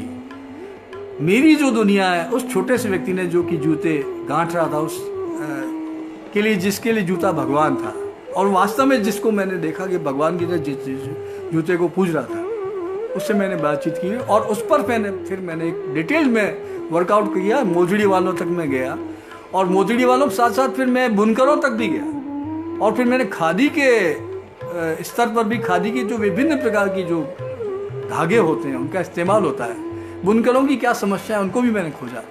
तो 4-5 वर्षों तक मैं इस सारे अभियान में जुड़ा रहा, और उस अभियान से, 4-5 वर्षों के अभियान से जो साइबर आर्ट जो मैंने पैदा किया, जो साइबर आर्ट पर मैंने लिखा, वो मेरे लिए एक संतोषजनक, एक संतोषप्रद बात थी। और वो मुझे लगता है कि मुझे न केवल रोचक, रोमांचक लगा, किंतु मुझे मेरे जीवन में बदलाव लाने के लिए, मुझे जीवन की दिशा देने के लिए पर्याप्त था। सावित्री शर्मा नमस्कार, राजेंद्र प्रसाद जी नमस्कार, अमित यादव जी नमस्कार। और मुझे आपसे उम्मीद, सभी लोगों से उम्मीद है कि आप मेरी बात से बोर नहीं हो रहे होंगे। यदि आप कुछ ऐसा लग रहा है कि ऐसा कुछ आपको अच्छा नहीं लग रहा है, तो कृपया आप स्पष्ट रूप से लिखिए, मुझे दिक्कत नहीं है। आप यदि साफ लिखेंगे, मैं कहाँ गलत हूँ, कहाँ सही हूँ, कहाँ कुछ गड़बड़ हो रहा है, कहाँ मैं दिग्भ्रमित हो रहा हूँ, प्लीज़ मुझे बताएं। I will be very happy. तो ये बात जो ट्रेंड सेटिंग वाली बात है, मैंने अंग्रेजी में जो आर्टिकल लिखा है, ये एक ट्रेंड सेटिंग बदलाव की बात जो इसमें मैं एक लाइन इसमें पढ़ देता हूँ. The objective correlative of the art where the subject object experience, sensibility and thoughts are combined, we can attain some meaning of art. ये ऑब्जेक्टिव कोरिलेटिव एक टर्म है जो लिटरेचर का टर्म है, विस्तार से नहीं जाता. The objective correlative of the art where the subject object experience, sensibility and thoughts are combined, we can attain some meaning of art. This all requires continuous activity and understanding of the art at different levels. This all requires continuous activity and understanding of art at different levels. Directly and indirectly, it goes on as a creative process in the mind of concerned persons. ये जो बात है, जो एक creative process है, ये समाज की विभिन्न धाराओं से जुड़े हुए लोगों से जो हमें मिलता है, जो हम देखते हैं, उसके अंदर से एक दर्शन पैदा होता है, उसके अंदर से कला दृष्टि पैदा होती है, जो कि यूनिवर्सल चेतना में बदल सकती है. और वही चेतना, रंग की चेतना, शब्द की चेतना, ध्वनि की चेतना, स्पर्श की चेतना, चाहे वो थिएटर हो, चाहे वो म्यूजिक हो, चाहे वो कला हो, हमें एक समष्टिगत चेतना से, एक व्यापक सत्य से, व्यापक सच्चाई से, व्यापक परिप्रेक्ष्य से जोड़ती है और हमें हमारे जीवन को ट्रांसफॉर्म कर देती है, हमारे जीवन को बदल देती है. और ये ट्रांसफॉर्मेशन मैंने न केवल एक आर्टिस्ट के रूप में देखा है, मैंने थिएटर के रूप में भी देखा है. I am a theatrist also, I have also made films. तो ये संदर्भ चूँकि आया है मेरा, और मैं फिल्मकार भी, मैं फिल्में बना रहा हूँ, डॉक्यूमेंट्रीज भी बना रहा हूँ, कुछ क्रिएटिव फिल्में मैंने बनाई, कुछ बायोग्राफिकल फिल्में बनाई है, कुछ सोशल वर्क की मैंने फिल्में बनाई है. और ये मेरे ऊपर एक एन्चांटिंग इसका प्रभाव रहा है. मैंने एक फिल्म बनाई है, the inverted tree, that's a film on Bapu. The inverted tree, औंधा पेड़, औंधा वृक्ष, यानी अश्वत्थ का जो वृक्ष है, मैंने बापू का अश्वत्थ के वृक्ष के रूप में देखा है. और दूरदर्शन में भी मैंने इंटरव्यू दिया है, उसमें मैंने ये बताया था कि मैं गांधी को एक अश्वत्थ वृक्ष मानता हूँ जिसकी जड़ें आसमान की तरफ जाती हैं. तो ये एक अलग तरह की चेतना से हमें सारी चीज़ें जोड़ देती हैं, चाहे वो वस्तुपरक हों, चाहे वो हमें किसी प्रकार से भी प्रभावित करती है, हमारे अंदर में एक नया मैसेज देती है, एक नया संदेश देती है. तो एक एक्सपीरियंस जो मैं फिर पुनः, मुझे बार बार गोयर्निका पर इसलिए लौटने की इच्छा होती है, किंतु उसके पहले मैं वेदों पर आने की कोशिश करता हूँ. 2 मिनट में आपसे अपनी एक और बात कहना चाहता हूँ, जो मैंने इन्वर्टेड ट्री में इनोसेंट एनार्किस्टिक मैंने फिल्म बनाई थी, innocent anarchist. It's a poetry film. उसकी एक छोटी सी रूपरेखा मैं आपके सामने पढ़ना चाहता हूँ. If it is okay, I read it for you. Enchanting impact of Vedas. हम वेदों से दूर नहीं हैं. वेद हमारे जीवन के आधार हैं, वेद हमारी कल्पना है, वेद हमारी रिक्तता है, वेद हमारा रक्त है, वेद हमारा सब कुछ है. वेद में वह सब कुछ है जो दुनिया में है. रामायण में, महाभारत में सब कुछ है जो दुनिया में है, दुनिया से अलग नहीं है. तो वेद के बारे में मैंने जो लिखा है, एन्चांटिंग इम्पैक्ट ऑफ वेदास, वो मैं 1 मिनट के लिए आपके सामने पढ़ देता हूँ. I have life enchanting impact of Vedas, as millions of colors have from generations, and I seek meaning from the first mantra of the Rig Veda. प्रथम मंडलम से मंत्र है, अग्निमीड़े पुरोहितम से जो ये यज्ञ है, अग्नि से जो जुड़ा हुआ जो ये विश्व है, जो सृष्टि है, जो हमारी संपूर्ण चेतना को प्रभावित करती है, वो एक बहुत महत्वपूर्ण मंत्र है जो कि ऋग्वेद का प्रथम मंत्र है. उस मंत्र से यदि हम जुड़ते हैं तो संपूर्ण ब्रह्मांडीय चेतना से जुड़ जाते हैं, जो चेतना वस्तुपरकता की चेतना से अलग है, जो पूरी तरह से वस्तुपरक नहीं है. जिस वस्तुपरक चेतना का विकास पश्चिम की विचारधारा में हुआ, वह वस्तुपरक चेतना भारतीय परंपरा में है, किंतु हमारे यहाँ जो कल्पना है वो आस्थामूलक कल्पना है, और वैदिक कल्पना में विशेष रूप से जो चेतना है वो ब्रह्म की चेतना है। तो उस चेतना का विस्तार हुआ है, उस चेतना में साहित्य का, संगीत का, कला का विस्तार हुआ है, और उस चेतना ने हमारी जड़ों तक गहरे, उस चेतना ने हमें छुआ है। हमारे तमाम जो मंदिर हैं, हमारे तमाम जो इमारतें हैं, हमारे तमाम जो ग्रंथ हैं, चाहे उपनिषद हो, चाहे स्मृतियाँ हो, चाहे वेद हो, चाहे नाटक हो, ये तमाम जो हमारे ग्रंथ हैं, चाहे चित्रकला हो, ये हमारे किसी न किसी रूप में इनका आधार वेदों से है।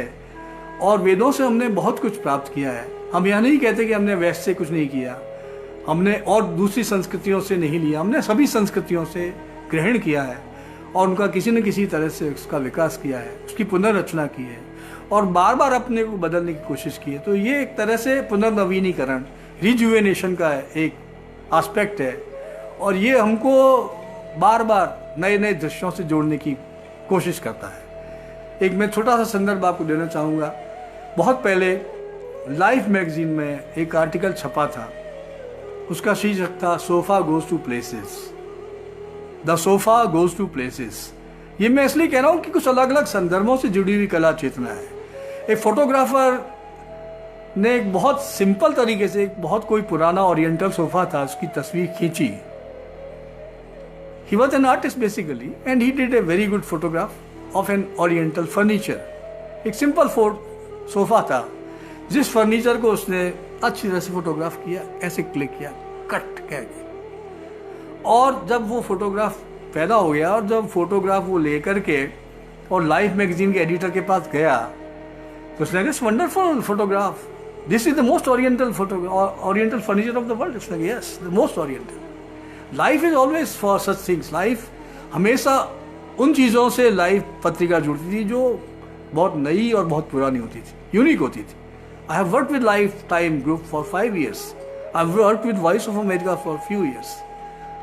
तो ये मैंने उनके साथ चूंकि काम किया तो मैं एक संस्मरण आपको सुना रहा हूँ। तो उसमें एक आर्टिकल छपा था सोफा गोज टू प्लेसेस। उसका मैंने एक दूसरी तरीके से उसका उपयोग, रूपांतरण मैंने भी अपनी पेंटिंग में किया और मैंने अपनी पेंटिंग को विभिन्न स्थलों पर ले जाकर के उस पेंटिंग को बनाया मैंने। तो मैं जिस सोफा गोज टू प्लेसेस की बात कर रहा हूँ वो इसलिए मुझे अच्छा लग रहा है क्योंकि उस सोफे को जब लाइफ के संपादक ने जब देखा तो उसने कहा this is okay, we can publish, this will be an small article if we publish it, you won't get anything out of it, better you do something else. What that? उन्होंने suggest किया कि sofa को विश्व के विभिन्न जगहों पर उस सोफा को वो ले गए, चाहे वो नियाग्रा प्रपात हो, चाहे व्हाइट हाउस हो, चाहे एम्पायर स्टेट बिल्डिंग हो, चाहे वो पेरिस का ब्रिज हो या कहीं किसी कोई बड़ी जगह हो, वहाँ विभिन्न स्थलों में ले जाकर के उन्होंने सोफा को दोबारा फोटोग्राफ किया और उस फोटोग्राफ की डिफरेंट जो इमेजेस थी, जो अलग अलग एनवायरनमेंट से कनेक्टेड इमेजेस थी उस सोफा की, उस इमेजेस पर उन्होंने एक फीचर किया and that feature was liked by lot of people. It was an international feature in life magazine. एक नया मीनिंग, एक नई दुनिया, एक नया सच, एक नई अभिव्यक्ति, एक नई परंपरा, एक नया पत्रकारिता, एक नया जर्नलिज्म, एक नया एहसास उसके माध्यम से हमें हुआ। संगीत में भी ऐसा होता है, साहित्य में भी ऐसा होता है, हर जगह होता है। ये एहसास जो है यही कला है, यही कला की अंतर्दृष्टि है, यही कला की एक अंतर्राष्ट्रीय दृष्टि है। कल यदि वो सोफा ताजमहल के सामने रखते, शायद वो ताजमहल में शायद नहीं लाए होंगे वो, किंतु ताजमहल में भी यदि उस सोफा को रखते तो वो बहुत सुंदर लगता और शायद हो सकता है कि विश्व की तमाम जो बिल्डिंग्स हैं वो अलग तरह से नजर आती और ताजमहल का के सामने सोफा रखा अलग नजर आता। लगता शायद उसमें शाहजहां या मुमताज बेगम बैठी हुई हो वेस्टर्न सोफा की। तो ये कल्पना की उड़ान है जो कलाकार करते हैं और वो उड़ान उनका सच होता है, वो संवेदना उनका सच होता है और वही जो मौलिकता है, सृजनात्मक मौलिकता है, यही सबसे बड़ी चुनौती है जो कला के साथ में हमें एक बहुत बड़े सत्य से हमें हमेशा के लिए जोड़ देती है।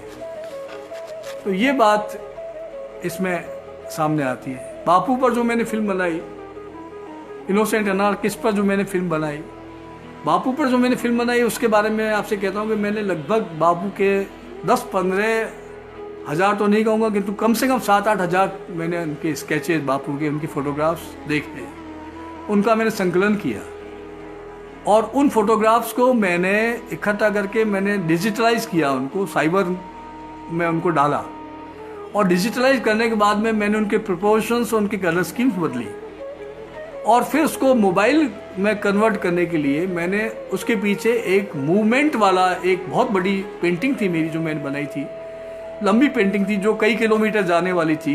It was a very huge painting done by me, जो मैंने बहुत पहले 10-15-20 साल पहले की थी। उस पेंटिंग को मैंने मोबाइल करके उसके इफेक्ट्स को डाला, तो वो जो मेरे बापू का जो मेरी फिल्म थी इनोसेंट अनार्किस्ट, वो एक नए तरह से एक नया उसका बिंब बना और मैंने उसको, जहाँ बापू ने शिक्षा प्राप्त की थी राजकोट में, वहाँ उस फिल्म को लोगों ने देखा, सराहा। मैंने यहाँ पर जवाहर कला केंद्र में उसका 2 बार प्रदर्शन किया, उसको लोगों ने देखा, किंतु उसकी एडिटिंग अभी भी मैं कर रहा हूँ और मैं उससे संतुष्ट नहीं हूँ, क्योंकि उसमें एक तरह का ऐसा कोलाज है जो जिसमें बार बार उसको विवेचन की आवश्यकता है, बार बार उस पर सोचने की ज़रूरत है और उस पर लगातार कुछ ना कुछ उस पर प्रयोग होने चाहिए, उस पर कुछ चेंजेस की आवश्यकता है। किंतु एक नयापन था और वो मैंने देखा। इनोसेंट अनार्किस्ट जो थी, इट्स ए पोइट्री, और पिछले दिनों मेरी कविता, ये लंबी कविता जो अंग्रेजी में मैंने लिखी है, उसको मैंने अपने कुछ मित्रों के साथ में कलानिरी में उनका प्रदर्शन, उसका मैंने रीडिंग भी की थी और सभी अच्छे मेरे मित्र, साहित्यकार मित्र वहाँ आए थे। तो वो चित्र मैंने वो पोइट्री प्रस्तुत की और पोइट्री के साथ फिर मैंने उसकी एक फिल्म बनाई। तो तमाम प्रकार के जो आर्ट की जो अभिव्यक्तियाँ हैं, अलग अलग तरह से, modern painting, abstract painting, miniature painting, परंपरागत पेंटिंग्स, उनके मैंने अलग अलग हिस्सों में उनके प्रयोग करके उस फिल्म में मैंने डाला है और उस पर एक छोटी सी फिल्म बनाई है। ऐसे एक्सपेरिमेंट मैं करता रहता हूँ। हाल ही में पिछले कुछ दिन, करीबन 2-3 साल पहले, सांगानेर का जो क्षेत्र है आप जानते हैं, चिरपरिचित है और एक बहुत बड़ा उद्योग है जो आज लगभग नष्ट हो गया है। लगभग सब लोग बेरोजगार हैं, हाथ पर हाथ बैठे हुए लोग हैं। सारी textile industry is dead today. सारे बुनकर आज बिल्कुल भुखमरी की स्थिति में हैं, उनके पास कोई जॉब नहीं है। आज सब जगह एक तरह का सूखा पड़ा हुआ है, सब क्षेत्रों में एक अजीब तरह की स्थिति, प्यास, चुनौती की आवश्यकता है कि how to get rid of this problem. तो इस सांगानेर की जो शिल्प की जो परंपरा है, जो नील की परंपरा, पर्टिकुलरली जो वेजिटेबल डाइज की परंपरा है, जो कलर्स की जो परंपरा, जो कि केमिकल्स की परंपरा से, तो ये जो वेजिटेबल डाइज हैं, इन वेजिटेबल कलर्स से हमने जो मास्टर क्राफ्टमैन है ब्रिज उदयवाल, उनके साथ में कुछ कलाकारों में आर.बी. गौतम, अमित कल्ला, शम्मी और अशोक आत्रे, महेश जी और बहुत सारे मेरे मित्र हैं और कुछ महिलाएं भी साथ में थी। सेंजी वॉज ए गुड आर्टिस्ट। ऐसे कुछ एक शायद नाम मेरे दिमाग से निकल रहे हूँ, किंतु सबने मिलकर एक वर्कशॉप किया और एक दिन भर हमने रह करके उस वर्कशॉप में उस नील के रंग से हमने कुछ अमूर्त चित्र बनाए। और अमूर्त चित्र हमने कागज पर नहीं बनाया, हमने अमूर्त चित्र उन कपड़ों पर बनाए जो सांगानेरी प्रिंट में काम में आते हैं। तो वो एक तरह का नया प्रयोग इसलिए था कि हमने क्राफ्ट को, यानी सांगानेर का जो क्राफ्ट है, उसको आधुनिक कला से जोड़ने की कोशिश की। और क्राफ्ट आर्ट का एक कम्बिनेशन, इट्स ए कलेक्टिविटा is a French word, it's not English word. तो फ्रेंच वर्ड में जो कलेक्टिविटा का कंसेप्ट है कि हमने क्राफ्ट को आर्ट के साथ जोड़ा और उसको फिर एग्जिबिट किया। आर्ट फिएस्टा में यहाँ एक बड़ी एग्जीबिशन होती है, उस एग्जीबिशन में हमने उसको एग्जिबिट किया और बहुत सारे लोगों ने देखा। उसका एक फल हमें ये मिला कि संगीता गुप्ता, जो दिल्ली में एक्स कमिश्नर इनकम टैक्स की हैं, शी वाज इन जयपुर, किसी वजह से जयपुर उनका आना हुआ, वो उनका सम्मान भी हुआ था। तो वो इस सारे इंटरेक्शन से बहुत प्रभावित हुई और उनको बड़ा अच्छा लगा। हमने कुछ साड़ियाँ भी डिज़ाइन की थी उस माध्यम से। किंतु आधुनिक कला को किस प्रकार से हम ढाल करके और पुराने मोटिव्स से जोड़ करके, परंपरागत कला से जोड़ करके हम नया क्रिएशन कर सकते हैं, ये एक एक्सपेरिमेंट था। Sangeeta Gupta was in Jaipur for few days and she decided to be here for 15 days and then we worked together. She made a very very big painting, very लंबी पेंटिंग उन्होंने बनाई।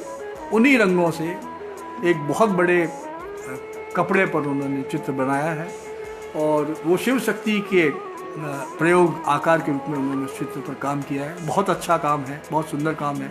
हम लगातार उसकी तकनीक से, उनके काम से, उनकी आकृतियों से, उनकी कलागत जो उनकी विचारधारा है, उनकी जो अभिव्यक्ति की जो स्टाइल है, उनसे जुड़े रहे और एक लगातार काम करने का एक उनके साथ अच्छा अनुभव हम सभी को मिला। और इसके साथ में एक कुछ प्रशिक्षण के लिए कुछ लोगों ने उन चीज़ों को देखा भी, बल्कि विदेशों से भी बहुत सारे लोग आए और उन्होंने देखा। उसके बाद हमने यहाँ की जो आर्ट फैशन की जो डिज़ाइन आर्ट एकेडमी है वहाँ उस पर चर्चा की और फॉर्चुनेटली वो प्रयोग इतना सफल हुआ कि इसके लिए एक हमने विंडो बनाई। हमारे साथ एक कलाकार सेन जी है, Sangeeta Sen ji. She created a beautiful window from those blocks, जो कि लकड़ी के ब्लॉक्स बनते हैं, उससे विंडो बनाई। और वो विंडो बनारस में जो पिछली बार श्रीमान मोदी जी ने, प्रधानमंत्री जी ने जो शो रखा था उसमें वो प्रदर्शित हुआ। वो विंडो प्रदर्शित हुई और कला भी प्रदर्शित हुई। तो इट्स ए बिग एफर्ट। हमारी कोशिश है कि कला को, कलाकारों को हम व्यापक रूप से उनको एक उद्योग में ले जाने की कोशिश करें और उसकी रोटी रोजी को और स्ट्रॉन्ग आधार देने की कोशिश की जाए। इसमें जितनी कोशिश हो सकती है हम कोशिश में लगे हुए हैं और कुछ कलाकार मिलकर के काम कर रहे हैं।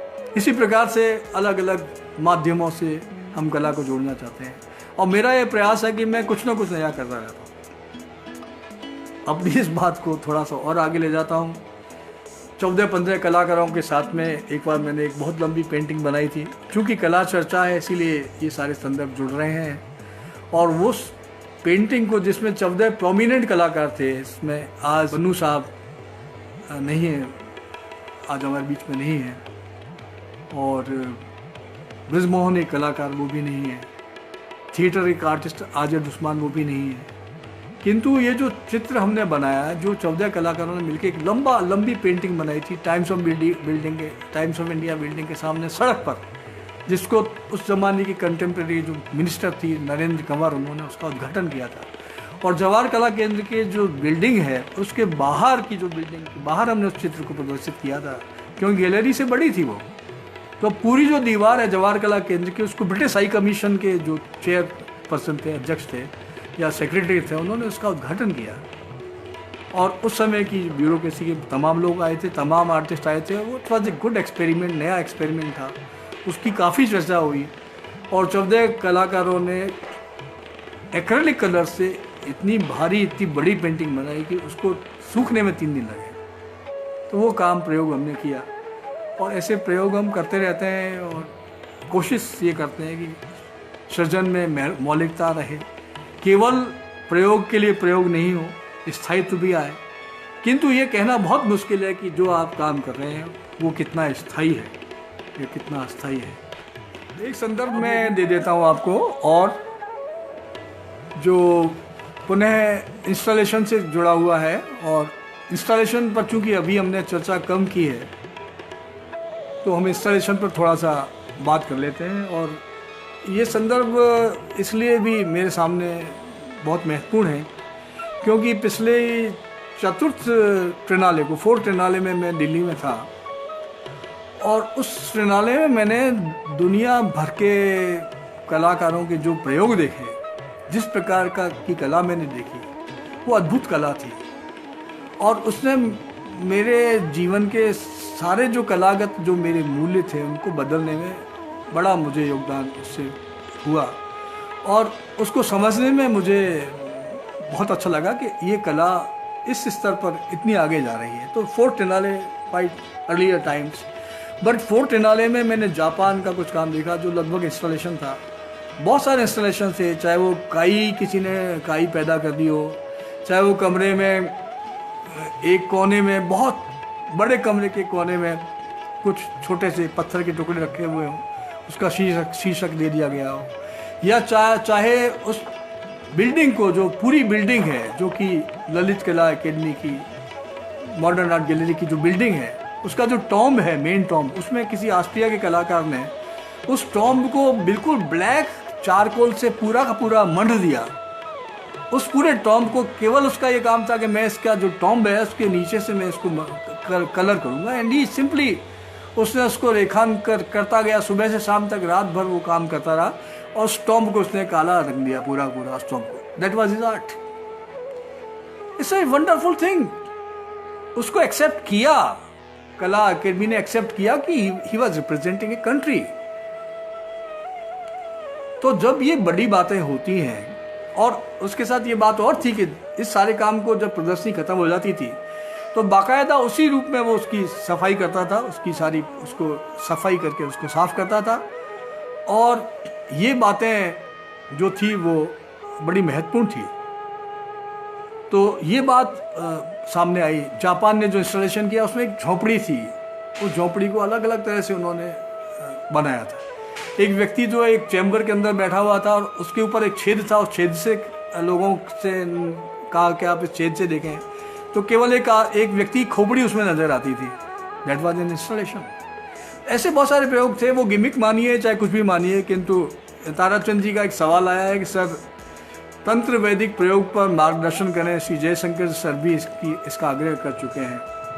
बहुत सुंदर बात है। तंत्र चेतना एक बहुत परंपरागत तरीके से पैरेलल चेतना है।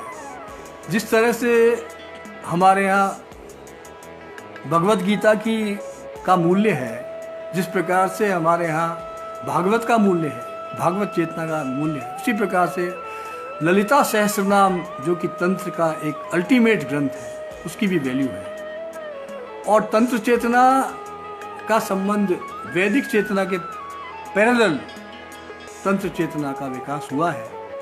और उसमें आप लगभग ये समझिए कि नारी शक्ति का प्राबल्य, उसकी शक्ति के विविध रूप, उसके सौंदर्य के विविध रूप, उसकी संकल्पनाओं के विविध रूप, उसकी उपलब्धियों के विविध रूप, उसके सामाजिक इंटरेक्शंस के विविध रूप उस वैदिक चेतना में, तांत्रिक चेतना में भी मिलते हैं, जिसमें प्रकृति और पुरुष के संबंध भी हैं, जिसमें स्वतंत्र रूप से देवी की शक्ति की उपासना भी है, जिसमें सशक्त रूप से यौन का दर्शन भी है, जिसमें स्वतंत्र रूप से कुछ ऐसे मौलिक प्रयोग भी हैं जो कि जिनको कि हम पूजा उपासना पद्धति में यूज़ करते हैं, और जिसमें स्पष्ट रूप से कहा गया है कि जो स्त्री का रूप है, जो देवी का रूप है, उसका कोई लिंग नहीं है, कोई किसी प्रकार का उसमें कोई ऐसा आग्रह नहीं है कि ये पुरुष है या स्त्री है। यानी देवी एक संपूर्ण रूप से देवी, she is a creator of this cosmos. तो इस कॉस्मॉस की जो क्रिएटिविटी जो है वो इस तंत्र की वैदिक चेतना में, the creativity of this Cosmos, the creativity of the formation of this Cosmos, the creativity की अंदर की जो शक्ति है, अंतर्निहित जो शक्ति है, जिसमें शिव और शक्ति के अविनाभाव संबंध है, उसमें वो चीज़ अभिव्यक्त हुई है। फॉर्चुनेटली हमारे यहाँ जो जयशंकर जी एक बहुत अच्छे कलाकार हैं, जो कि is a trained masterpiece worker. Miniature painting का जैसे मैंने संदर्भ दिया, बन्नू जी का, वेदपाल शर्मा बन्नू का और लोगों का संदर्भ दिया, तो मिनिएचर में स्पेशल रूप से जो तंत्र की जो साधना है, वो जयशंकर तंत्र की साधना पर काफ़ी अरसे से, करीबन 20 वर्षों से काम कर रहे हैं। और वो कुछ लोगों को ट्रेनिंग भी उन्होंने दी है, और बहुत जल्दी उन्होंने बहुत बड़े स्तर पर बहुत सारे लोगों को ट्रेन किया है जो कि तंत्र की चेतना से जुड़े हुए हैं। टंका शैली स्पेशल रूप से, जो जापान की शैली, चाइना की शैली है, भारतीय स्तर पर यदि हम उसको अघोर तंत्र से जोड़ें या उसके बाद यदि हम उसको और आगे लाएं, तो उसका जो बाद में विकृत फॉर्मेशंस भी हुआ। जब जो बुद्ध की जो चेतना थी, महायान हीनयान के बाद का जो परंपरा का विकास हुआ, तो इस चेतना में जो विकास हुआ, तो तंत्र ने एक इंडिपेंडेंट विधा, एक इंडिपेंडेंट स्कूल के रूप में एक विशेष रूप से उसने आकार लिया। और तंत्र में कुछ आधुनिक प्रयोग भी हुए। विशेष रूप से जयशंकर जी के जो प्रयोग हैं वो आधुनिक नहीं हैं, परंपरागत हैं, किंतु उन्होंने जो अलग अलग जो इसके देवी देवता या जो इनके मूल जो आधार देवता है या जो आकृतियाँ जिनकी स्थापना की, उसमें माया का और विशेष रूप से जो तारा है उसके उदय का और उससे जुड़े हुए जो प्रभाव है उसको उन्होंने प्रदर्शित किया है। और उनका बहुत माइन्यूट तरीके से बहुत अच्छा रेखांकन उनके चित्रों में मिलता है। तो मैं मानता हूँ कि राजस्थान से स्पेशली मैं ये मानता हूँ कि जयशंकर जी का काम बहुत महत्वपूर्ण है। और सब लोग जानते हैं कि ये उन्होंने कुछ नए प्रयोग भी अभी वो कर रहे हैं, और मैं विशेष रूप से उनको इसके लिए बधाई देता हूँ कि ये एक नया प्रयोग है और उन्होंने अपने कुछ शिष्य भी अभी नए तैयार किए हैं, और सभी के लिए मैं बधाई देता हूँ। This is simply that. तो ये संदर्भ है तंत्र का। और अब एक संदर्भ सामने आ गया।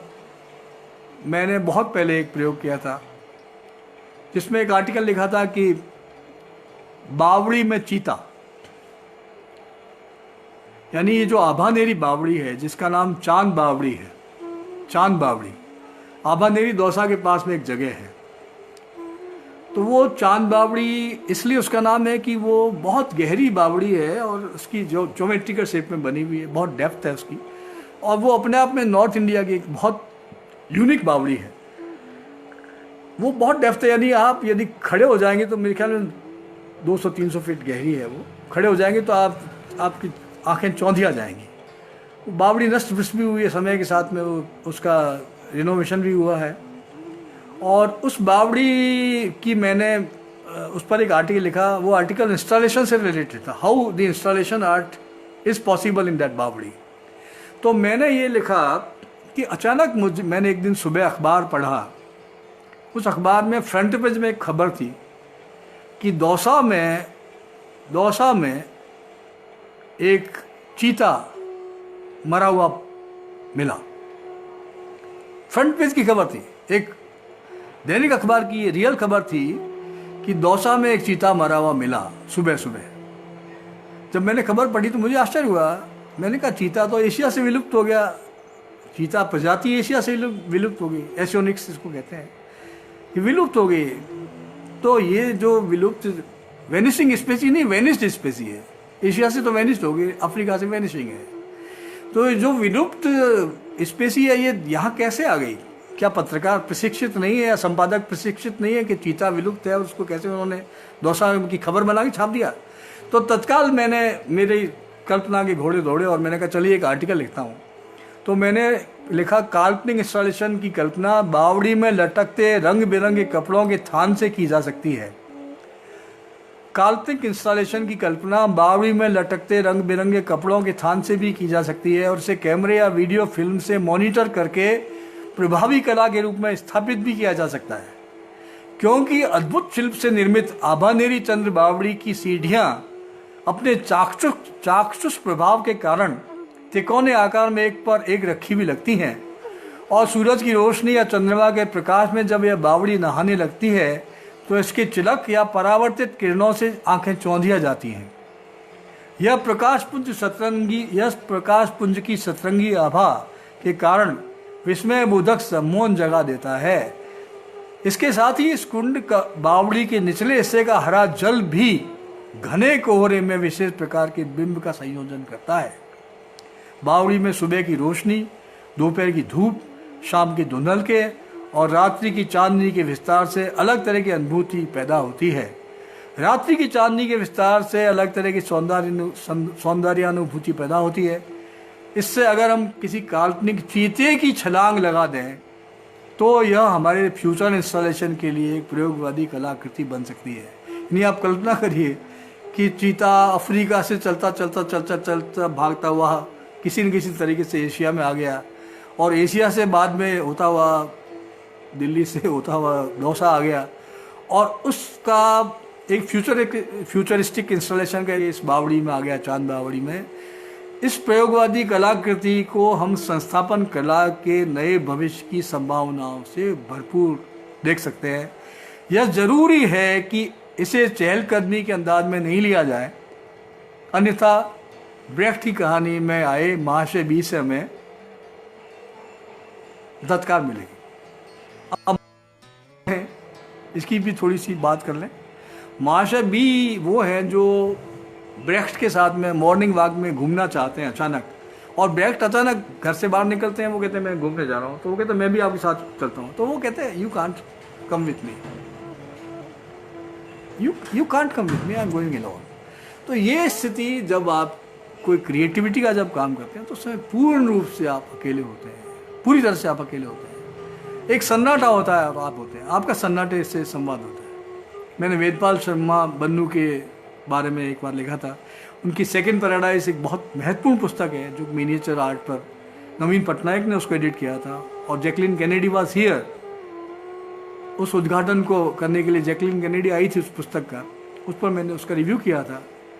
वेदपाल शर्मा बन्नू को मैंने एक ऐसा बुनकर बताया था जो रंगों की चेतना को बुनता है, एक ऐसा बुनकर जो रंगों को बुनता है। ये थी miniature. He was a master painter. He died unfortunately, बहुत कम उम्र में वेदपाल शर्मा बन्नू की डेथ हो गई। He was a master worker. उनके पिताजी के नाम से मुसव्विरों की गली है वहाँ पर, जहाँ पर अभी उनके बेटे उनके पौत्र काम कर रहे हैं। और Viren Bannu is a very good artist, जो उसी परंपरा में, उसी मास्टर पेंटिंग के साथ वीरेन बन्नू वर्क कर रहे हैं, शम्मी उनके साथ काम कर रहे हैं। तो ये जो मास्टर पेंटर्स की परंपरा, मिनिएचर पेंटर्स की परंपरा, वो रिचनेस उसमें भी है। हम परंपरागत कला के विरुद्ध में नहीं है। हम कृपाल सिंह शेखावत और रामगोपाल विजयवर्गीय या राम जायसवाल जैसे बड़े कलाकारों के, हम रविंद्रनाथ की बात करते हैं, बंगाली कला की बात करते हैं, हम वाश पेंटिंग की बात करते हैं, बहुत बड़ी बड़ी उपलब्धियाँ हैं। हम कहाँ तक बात करेंगे? स्कल्पचर्स पर जाइए, लोक साहित्य पर जाइए, लोक कलाओं पर जाइए, स्कल्पचर पर जाइए, आप क्राफ्ट पर जाइए, आपको कहाँ कला नहीं मिलेगी? बनारसी सिल्क में आपको कला नहीं मिलेगी। Enormous possibilities of art in India, यानी इनक्रेडिबल, जिसको हम कहते हैं incredible India, incredible art is incredible. इसलिए भारत की कला को, जो बहुत उच्च स्तरीय डीप रूटेड है और जिसकी आकाश से भी ऊपर, अंतरिक्ष से भी ऊपर जिसकी उड़ान है, उस कला को हम कभी भी किसी भी रूप में नष्ट नहीं कर सकते। It cannot be ruined. और ये हमें आगे आगे और आगे ले जाएगी। मुक्ति बोध ने कहा है, कोशिश करो, कोशिश करो, कोशिश करो, जमीन में गड़कर भी कोशिश करो। तो ये कला की जो चेतना है, जो अंतर्राष्ट्रीय चेतना है, जो ग्लोबल पर्सपेक्टिव से हमें जोड़ती है, जो हमें जीवन के सकारात्मक मूल्यों से जोड़ती है, जो हमें आरोह अवरोह की संगतियों से जोड़ती है, जो हमें प्रकाश और छाया के विभिन्न आयामों से दूर क्षितिज तक ले जाती है, जो हमारे अंदर संगीत रचती है, जो हमारे अंदर विविध प्रकार के स्वादों की रचना करती है, विभिन्न प्रकार के स्पर्शों की चेतना जगाती है। यह चेतना, या ग्लोबली चेतना, या भारतीय चेतना, या वैश्विक चेतना, किसी भी प्रकार के क्षणिक आवेश से या नेगेटिव फोर्सेस से या आश्रय विज्ञान से या आश्रय विद्याओं से कभी भी, किसी भी रूप में, कभी भी, किसी भी तरह से हमें कहीं भी मुक्त कर सकती है। सा विद्याया विमुक्त है, सा विद्याया विमुक्त है। विद्या वह है जो हमें विमुक्त करती है। ये जो दुनिया है, ये अग्नि सोमात्मक जगत है, अग्नि और सोम से बनी हुई आकृति है। यह पिंड जो है, यही ब्रह्मांड है। हम अलग नहीं हैं। हमारी तमाम व्यक्तियाँ यूनिवर्सल हैं। जो यूनिवर्स जिस प्रकार से यूनिवर्स रच रहा है, जिस प्रकार से यूनिवर्स नष्ट हो रहा है, वैसे हम भी रच रहे हैं, हम भी नष्ट हो रहे हैं। हम भी बार बार पैदा होंगे, हम भी बार बार जन्म लेंगे, हम समाप्त नहीं होंगे। युग युगों तक हमारी ये यात्रा चलती रहेगी, इसका ये विनष्ट नहीं होगी। और इस आशा से, इस चेतना से, इस कहना चाहिए विचार से हमें अपने कलाक्रम से जुड़े रहना है। और कला चर्चा जो ये काम कर रही है, जिसमें मैं देख रहा हूँ विभिन्न प्रकार के कलाकार इसमें पार्टिसिपेट कर रहे हैं। मैंने पिछले दिनों कला चर्चा के इनके स्तंभ को भी देखा है। फॉर्चुनेटली करीबन 2-3 वर्ष पहले ताराचंद जी ने मुझे भी इससे जोड़ा था और मैंने एक एक्सपेरिमेंट किया था। फिर मैं एक्सपेरिमेंट की बात इसलिए कह रहा हूँ कि मैंने उस समय म्यूज़िक के साथ में पेंटिंग को जोड़ने की कोशिश की थी। और ध्रुपद की जो परंपरा है, जो कि 500 वर्षों की परंपरा है, जो कि तानसेन से बैजू बावरा से जो परंपरा चली आ रही है, उस परंपरा से मैंने कला को जोड़ने की कोशिश की। और मास्टर आर्टिस्ट और जो ध्रुपद के जो मास्टर जो संगीतकार हैं, उनकी जो परंपरा, वसीमुद्दीन डागर की जो पद्मश्री हैं, उनकी शिष्या, उन्होंने, गायत्री शर्मा ने हमारे साथ सहयोग किया। और जो डागर बंधु दोनों, उन्होंने हमारे साथ सहयोग किया। और सभी कलाकार, पद्मश्री कलाकार हमारे साथ इससे जुड़े थे।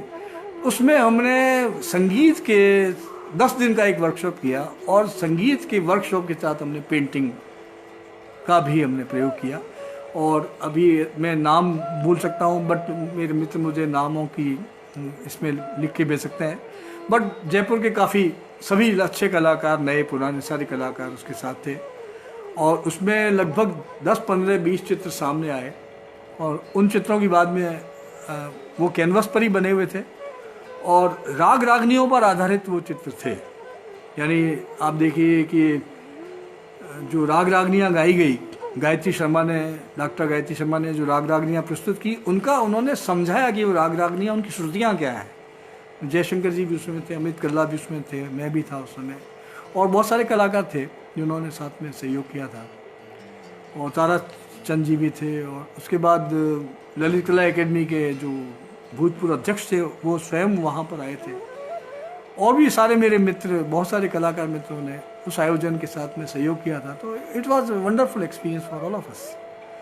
तो राग रागनियों पर आधारित पेंटिंग्स एक नया प्रयोग था। हालांकि प्रयोग हुए होंगे, किए हैं लोगों ने, किंतु हमने अलग अलग कलाकारों ने एक नया प्रयोग रचा। 10 दिन तक हमने उसको एंजॉय किया। उसके बाद उसको वीडियोग्राफिंग भी किया। मैं हर चीज़ को डॉक्यूमेंटेशन करता हूँ, हर चीज़ को मैं वीडियोग्राफ करता हूँ, हर चीज़ को लिखता हूँ। ये ज़रूरी नहीं है कि वो अगले दिन के अखबार में छपे, क्योंकि अखबारों में छपना एक अलग तरह की बात है, वो एक अलग व्यवस्था है, वो एक अलग पॉलिटिक्स है। उसकी मैं चिंता नहीं करता। I don't care for that. And it's most unfortunate and most shady part of the whole of the affairs. I am very sorry to speak about that. अपने 40, 50, 60 साल के पत्रकारिता के करियर में जो मैं सबसे बड़ा विरोधाभास जो मैं देख रहा हूँ, वो ये है कि आज की जो जनरेशन है, पुराने लोग भी उसमें शामिल थे, उन्होंने पत्रकारिता को एक पेशा बना लिया, धंधा बना लिया। It's a political gimmick and nothing else. कला अनफॉर्चुनेटली वो धंधा नहीं बनी है। Art is not illustration, art is not imitation. प्रदर्शनियों में जो कला लगाई जाती है वो अलग होती है, और विशेष रूप से जो सरकारी प्रदर्शनियों में जो कलाएँ लगती हैं वो हम लोग भी बनाते हैं, सभी लोग बनाते हैं। उससे रोटी रोजी भी लोगों को मिलती है, किंतु वो कला नहीं है। मेरे ख्याल में मैं ये नहीं कि कलाकार संघर्ष ही करता है, किंतु कलाकार संघर्ष ही करता है, संघर्ष भी करता है। और जो संघर्ष से जो की हुई कला है, जो संघर्ष से जो सत्य निकलता है, जो अमृत निकलता है, अस्तोमा सदगम है। ये जो असत से जो सत्य की उत्पत्ति होती है, ज्योतिर्मा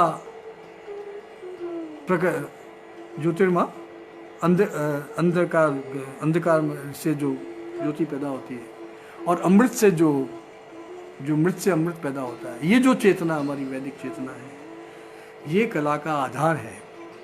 इस चेतना से हमें जुड़ना है। और ये कोई आदर्श की कोई थोपी हुई ये बात नहीं, इन्वर्टेड, इनहेरेंट है। ये अश्वत्थ वृक्ष का एक मूलाधार है। यानी ये जो चेतना है, हमारे मूलाधार की चेतना का अंग है, अंग प्रत्यंग है। ये नर्तन करती है।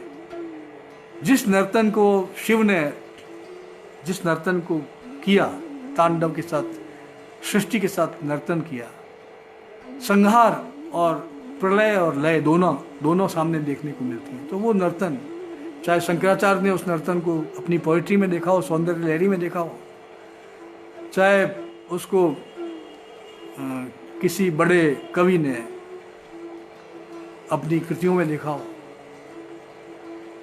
ये नर्तन एक शाश्वत नर्तन है। चाहे भरत मुनि ने काव्य शास्त्र में, नाट्य शास्त्र में उसे देखा हो, चाहे कुमार संभव में कालिदास ने उसको देखा हो, चाहे निराला ने राम की शक्ति पूजा में उसे देखा हो, या किसी कलाकार ने अपनी पेंटिंग में देखा हो। तो ये नर्तन एक शाश्वत नर्तन है। ये शाश्वत नर्तन एक यूनिवर्सल, एक कॉस्मोटिक, एक सर्कुलर फॉर्म में है. It is never going to die. It is a continuous process. It is art, art, art, art, art. If you think of art, it is matter, matter, matter, matter, matter. If you think of matter, आप यदि वेदों की बात करेंगे तो अब वेदों पर केवल पॉजिटिव बातें नहीं कही गई हैं. आप माफ़ करें यदि आप इस गलतफहमी में हैं कि वेदों में केवल पॉजिटिव बातें कही गई. वेदों में सब कुछ है. महाभारत में सब कुछ है. आप अल्टीमेटली जब देखेंगे, ब्रह्म की जब कल्पना करेंगे, ब्रह्म में जो है वो क्या नहीं है. ब्रह्म जो है उसमें सब कुछ है. यानी anything you feel it's there in the Brahman, चेतना ब्रह्मन. बट एक बड़ा सत्य उसके साथ ही जुड़ा हुआ है कि ब्रह्म का जो सत्य है वो अपरिवर्तनीय है, मौलिक है, अद्वितीय है. जबकि माया अद्वितीय होते हुए भी माया अद्वितीय नहीं है. माया इज चेंजिंग, इट्स नॉट अद्वितीय. ब्रह्म इज अद्वितीय. तो ये जो कंसेप्ट है अद्वितीय और जो अद्वय का जो कंसेप्ट है, ये कंसेप्ट एक परमानेंट कंसेप्ट है. और दिस गोज बियॉन्ड दी वस्तुपरक चेतना. वस्तुओं के द्वंद्व से आगे जाने वाली चेतना है जिसकी कल्पना कलाकार करता है. क्योंकि आत्मस्थ होकर के, कुंडली जागृत करके, एक स्थापित अपना पुरुष बन के उस भाव की सृष्टि करता है, संयोजन करता है, अभिव्यक्ति करता है, जो भारतीय चेतना से हमें मिली है, उस परंपरा से मिली है. Master craft is the outcome of that tradition. जिसने अजंता, जिसने एलोरा, जिसने बड़े बड़े मंदिर, आप देखिए, चाहे नॉर्थ में जाइए, चाहे साउथ में जाइए, गो एनीवेयर, इट्स इनक्रेडिबल. ऐसा लगता है जैसे देवताओं ने अलग अलग नक्षत्रों से आकर के इनकी रचनाएं की हैं. और ये निश्चित रूप से ये बहुत सरलता से समाप्त होने वाली चीज़ें नहीं हैं. ये ईयर्स टुगेदर चलेंगी, ईयर्स टुगेदर चली है और चलती रहेंगी. कल भी वही है, आज भी वही है, कल भी वही होगा. हमारे जीवन मूल्य यदि सकारात्मक हैं, हमारे आदर्श यदि उच्च हैं, हमारी क्षमताएं यदि आधारभूत सत्य से जुड़ी हुई है, हमारी चेतना यदि खंडित नहीं है या सृष्टि खंडित नहीं है यदि, तो हम निश्चित रूप से समाज के जो व्यापक हमारे आदर्श हैं उनको विकास करने की तरफ ले जाएंगे. और विशेष रूप से कोरोना डेज में, कोरोना काल में, इस समय जब सब कुछ नष्ट होता हुआ नज़र आ रहा है, हमें कोशिश करनी चाहिए कि हम आगे जाएं, इस चेतना को आगे ले जाएं और कहीं ना कहीं ये देखें कि अंदर की यदि टूटन ये यदि है तो ऐसी क्यों है. तो एक बार फिर मैं रिमेम्बरिंग ए रेप, पिकासो की तरफ लौटता हूँ. समय कह रहा है कुछ और बोल सकता हूँ, और कुछ यदि बात कुछ पूछना चाहे तो मुझे मोस्ट वेलकम, एनीबडी. मित्र बहुत सारे नज़र आ रहे हैं मुझे तस्वीर में, एंड आई फील कि आप बात कर सकते हैं. When I was on the editing table working on my poetry for digital art film, I thought about the painting Guernica. Guernica पर मैं एक बार दोबारा जा रहा हूँ क्योंकि थोड़ा समझें. एक बहुत बड़ी पेंटिंग है, उसको हम इस तरह नकार नहीं सकते. जन गण मन अधिनायक जय को जिस तरह नकार नहीं सकते, जैसे वंदे मातरम को नकार नहीं सकते, जैसे मानव मूल्यों को हम नकार नहीं सकते, गुएर्निका को भी हम नकार नहीं सकते कि it's most modern apical art, apical format, जिसने विश्व चेतना को बदला है. युद्धोन्मादी जो चेतना है उसको बदला है. और आज जहाँ सारी दुनिया आणविक चेतना, आणविक फोड़े को कंप्रेस करने का नाम विज्ञान है. एलन गिन्सबर्ग हाउल के साथ एक नई बात लेके आया, जिसकी पोइट्री, टोटल जो पोइट्री इंडिया में जो सरियलिज्म आया, जो बीटनिक पोइट्री पैदा हुई, उससे हुई. उसी चेतना से जुड़ी बात कह रहा हूँ मैं आपसे. When I was on the editing table working on my poetry for digital art, I thought about painting Guernica. I thought about painting Guernica. It's almost impossible. How can I paint it? ये एक बहुत सस्ता मजाक हो गया. Anyway, an outcry against the atrocities of art by Picasso, and the answer the great artist gave to a Nazi officer on raising the question, who did it? Pablo Picasso emphatically reacted, no, not I, but you did it.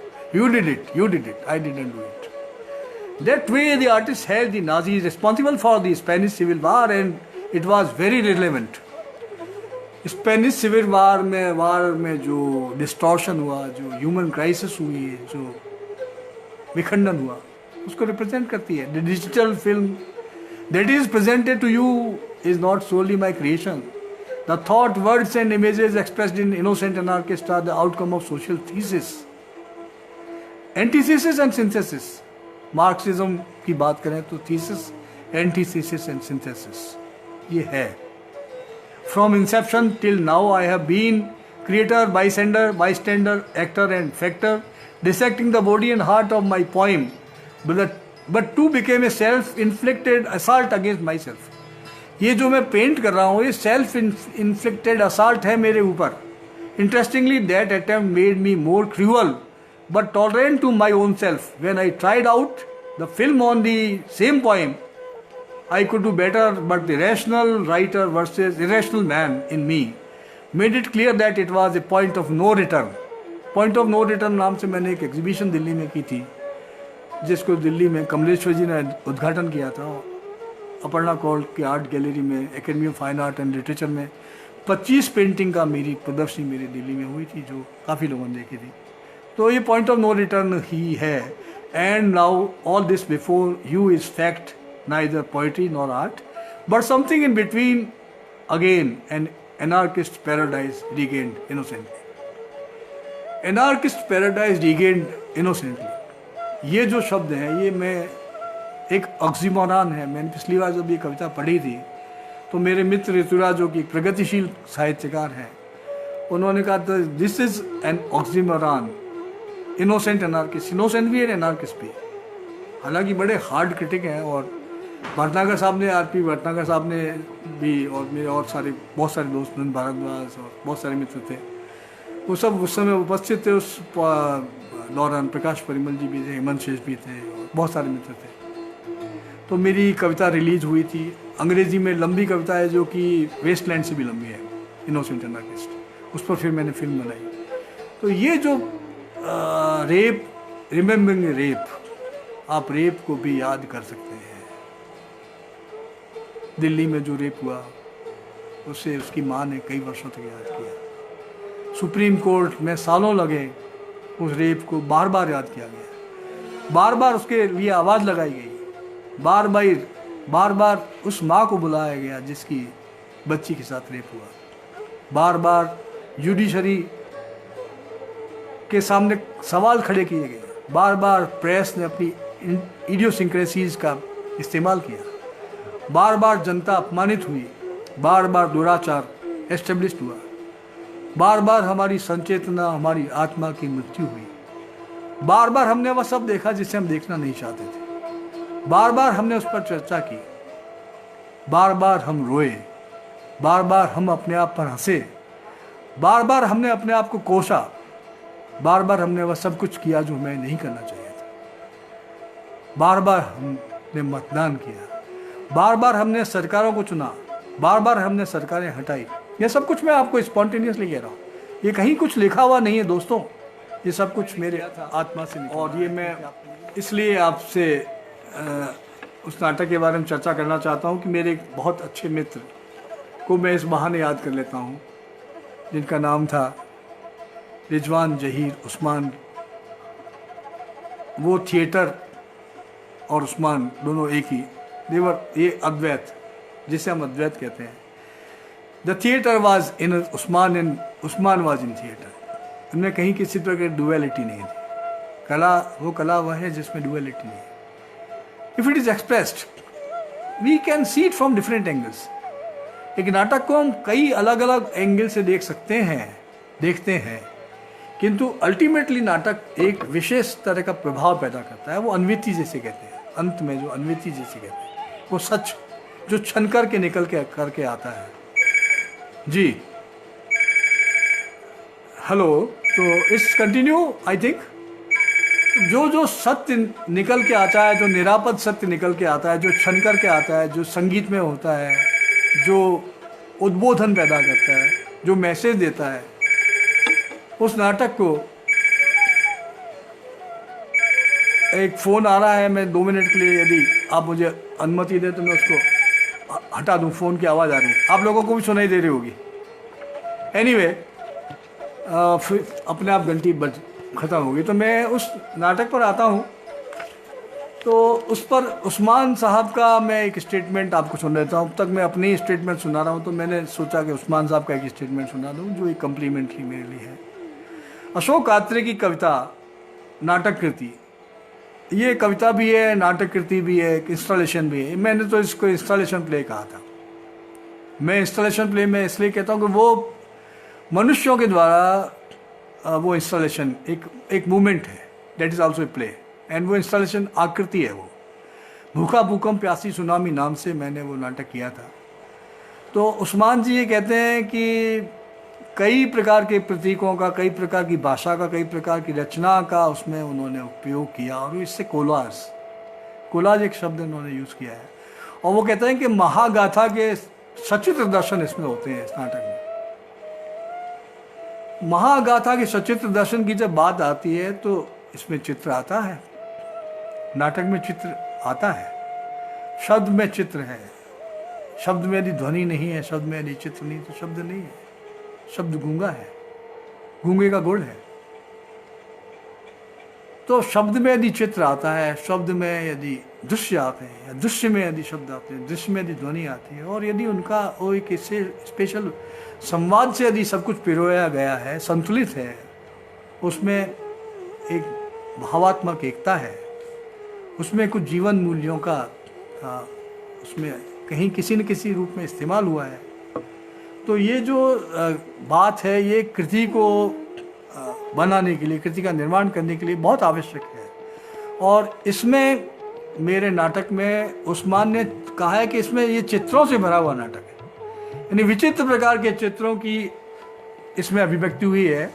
और वो कहते हैं उस्मान की भूमंडलीकरण की जो tsunami है, वो किस प्रकार से नारी चेतना को लपेटती है अपने आप में, किस प्रकार से व्यावसायिक राजनीतिक हाशिए में कुप्रयासों में उससे नारी को ढकेल रही है। इस काव्य गाथा का इसमें वर्णन, सजीव वर्णन इस नाटक में हुआ है, जिसे उस्मान ने डायरेक्ट किया था।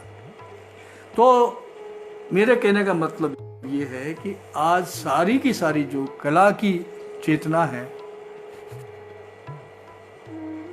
कला चेतना, वो अब उस जगह पर आकर के खड़ी हुई है जहाँ हम डेफ, डम और ब्लाइंड हैं। हमें इस चेतना को जागृत करना है, हमें पुनः मुखरित होना है, पुनः देखना है, पुनः बोलना है, बार बार बोलना है, बार बार बोलना है, बार बार बोलना है। Thank you very much.